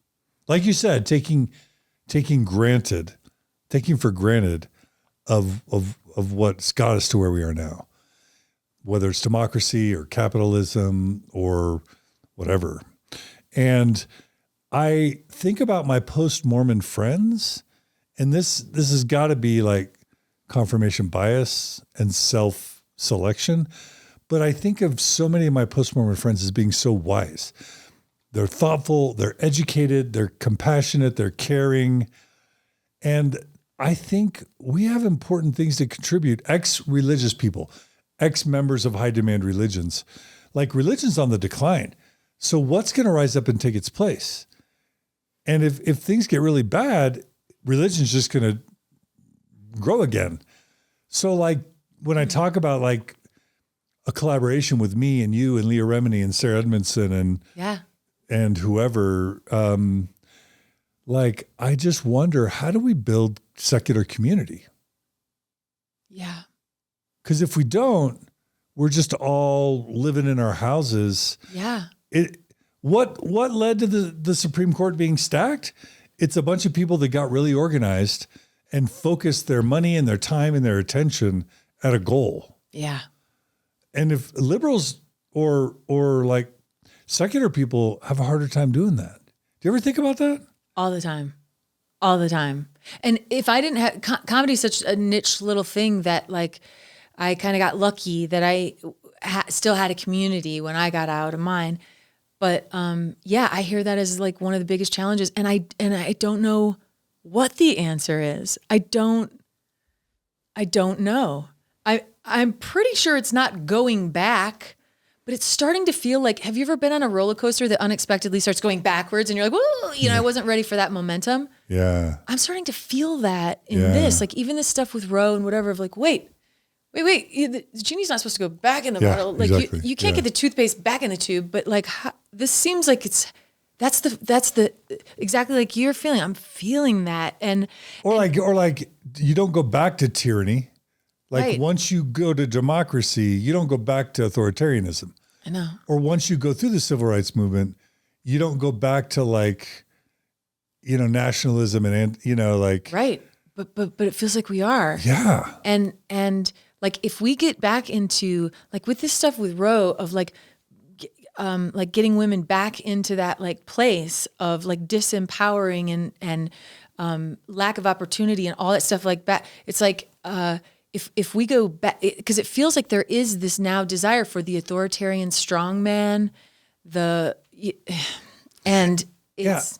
And I'm not saying that like religion's bad and secularism is good. There can be abusers, abusive people, patriarchy, racism, sexism, homophobia, misogyny, obviously in secular spaces too, there is. Of course. So I'm not trying to say that we're the answer and they're all bad, but at the same time, like, I'm just trying to figure out how we build, like, at this really important moment in time, how do we band together to have an influence for good?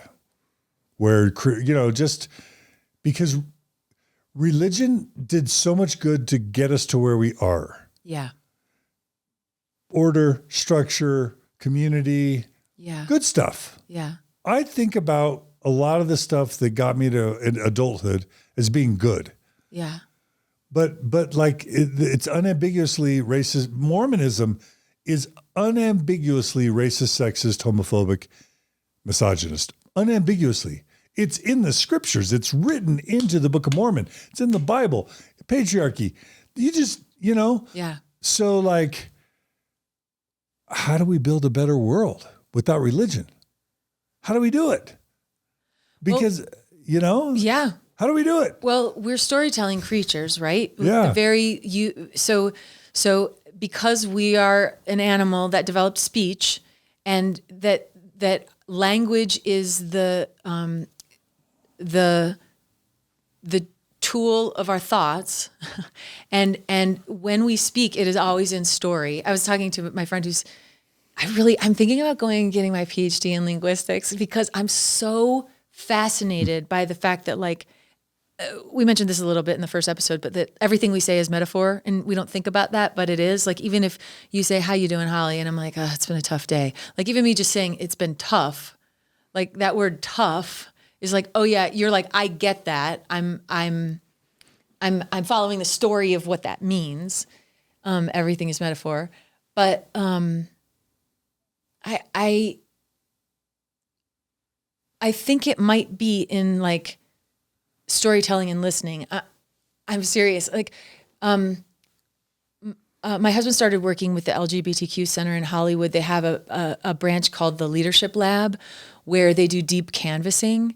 Like they went into Orange County and they were trying to flip Orange County from red to blue in 2018. And the way they did it was by going door to door. And my husband would always be with, paired with like usually like a younger trans kid or queer kid. And they would go door to door and they would just ask people. They would never say like, here's who I'm voting for, or you need to like see things the way I see it. All they would do is ask people their stories and just get people talking about it of like, oh, I'm actually caring for my grandson right now. He moved in, he lives here or whatever. Like, and then they would be like, okay, what are ways in which like you need support with that as your current reality? And how does that look? And they would just simply, and a lot of times they would ask people, you know, like, where are you on the whole, like, cause Prop 8 and all of that happened in Cal. So, people would usually be like, I don't know any gay people. And, so then there would be a kid standing right there who would be like, well, I'm gay and I'm a woman who's married to a woman and these are the things, and would just tell their story a little bit. And like through story, which is really, I guess, ultimately what religion is too, like through story is usually the only way you get someone to change their mind.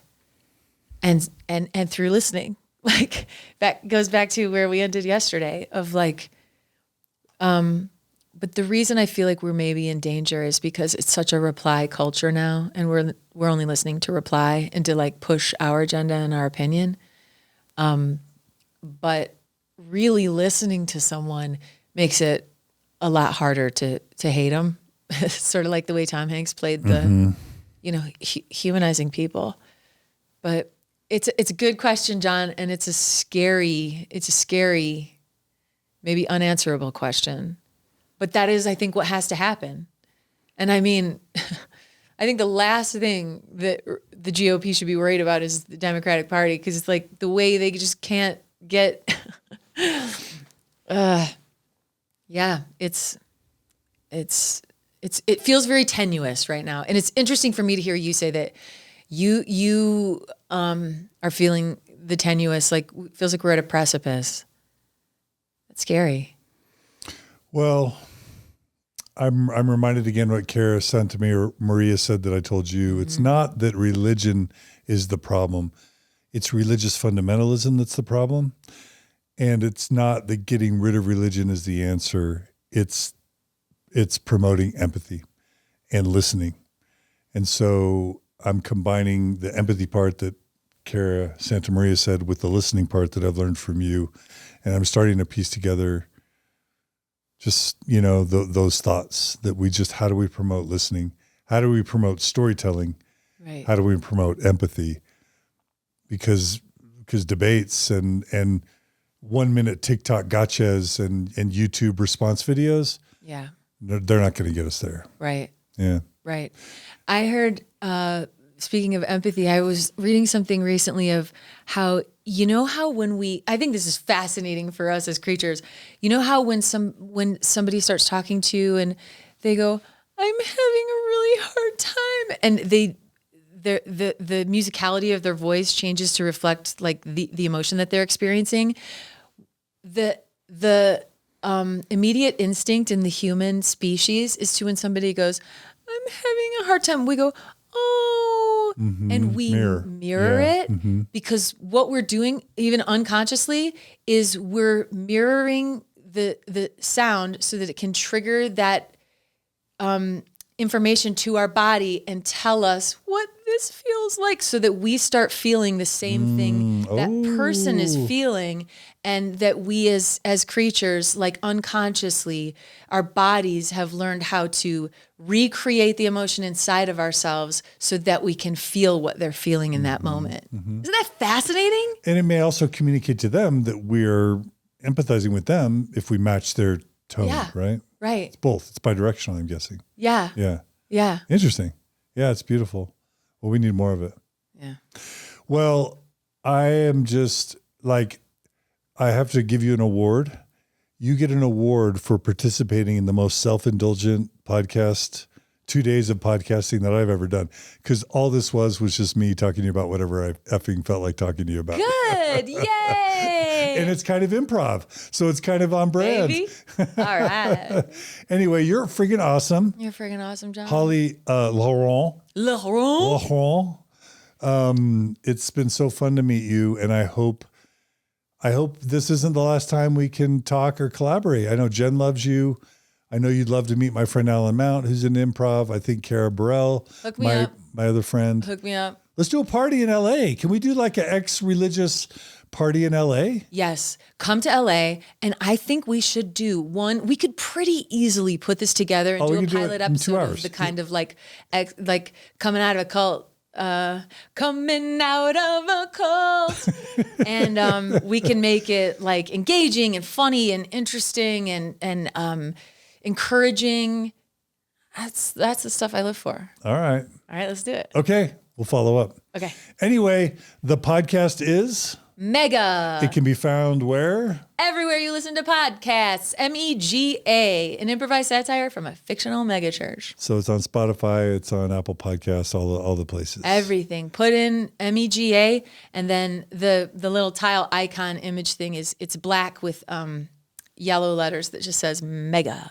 And the URL for your website is? Oh, you have your own, HollyLaurent.com. And I'm at HollyLaurent.com and MegaThePodcast.com. MegaThePodcast.com. Yeah. All right. Well, thank you so much for sharing everything with my listeners. It's been amazing. You are brilliant, funny, and a sweetheart. Is that condescending? That's awesome. You are sensitive, kind, and courageous. Oh, wait, you're those things too. Can I add those to the thing I said? I think you're the things you said about me too. You are. No, you are. I said that you. No, yeah, but I didn't. You are. Wait, okay. All right, Holly, this has been fun. Thanks. Thanks so much. Can't wait to meet Greg, right? Yeah, you'll love him. Yeah, He's the best. All right. See you soon. Go enjoy your movie. All right, I will. Take care. Have fun. Drive safe. Have a nice wedding. Thank you. You're going to a wedding? Going to a wedding from an ex-Mormon who I love. All right. Yeah. Okay. All right. Well, thanks, listeners and viewers, for if any of you, here's the deal. If any of you made it through all 7 or 8 hours of my interview with Holly, you are invited to a special LA party of Mormon Stories people and ex-evangelical mega people all getting together in LA. We'll charter a bus and we'll all go together. And of course, Stephen Kovalenko, because you made all this happen, you get to drive the bus and you'll come with us. Anyway, thanks for listening. Thanks for your support. We couldn't do this without you. And I'm not even going to do my normal ending. Take care. Be kind to each other. Love each other. Listen to each other. Empathize with each other. And be good to each other. And we'll see you all again soon on another episode of Mormon Stories Podcast. Check out Mega, the podcast. Take care, everybody. See ya.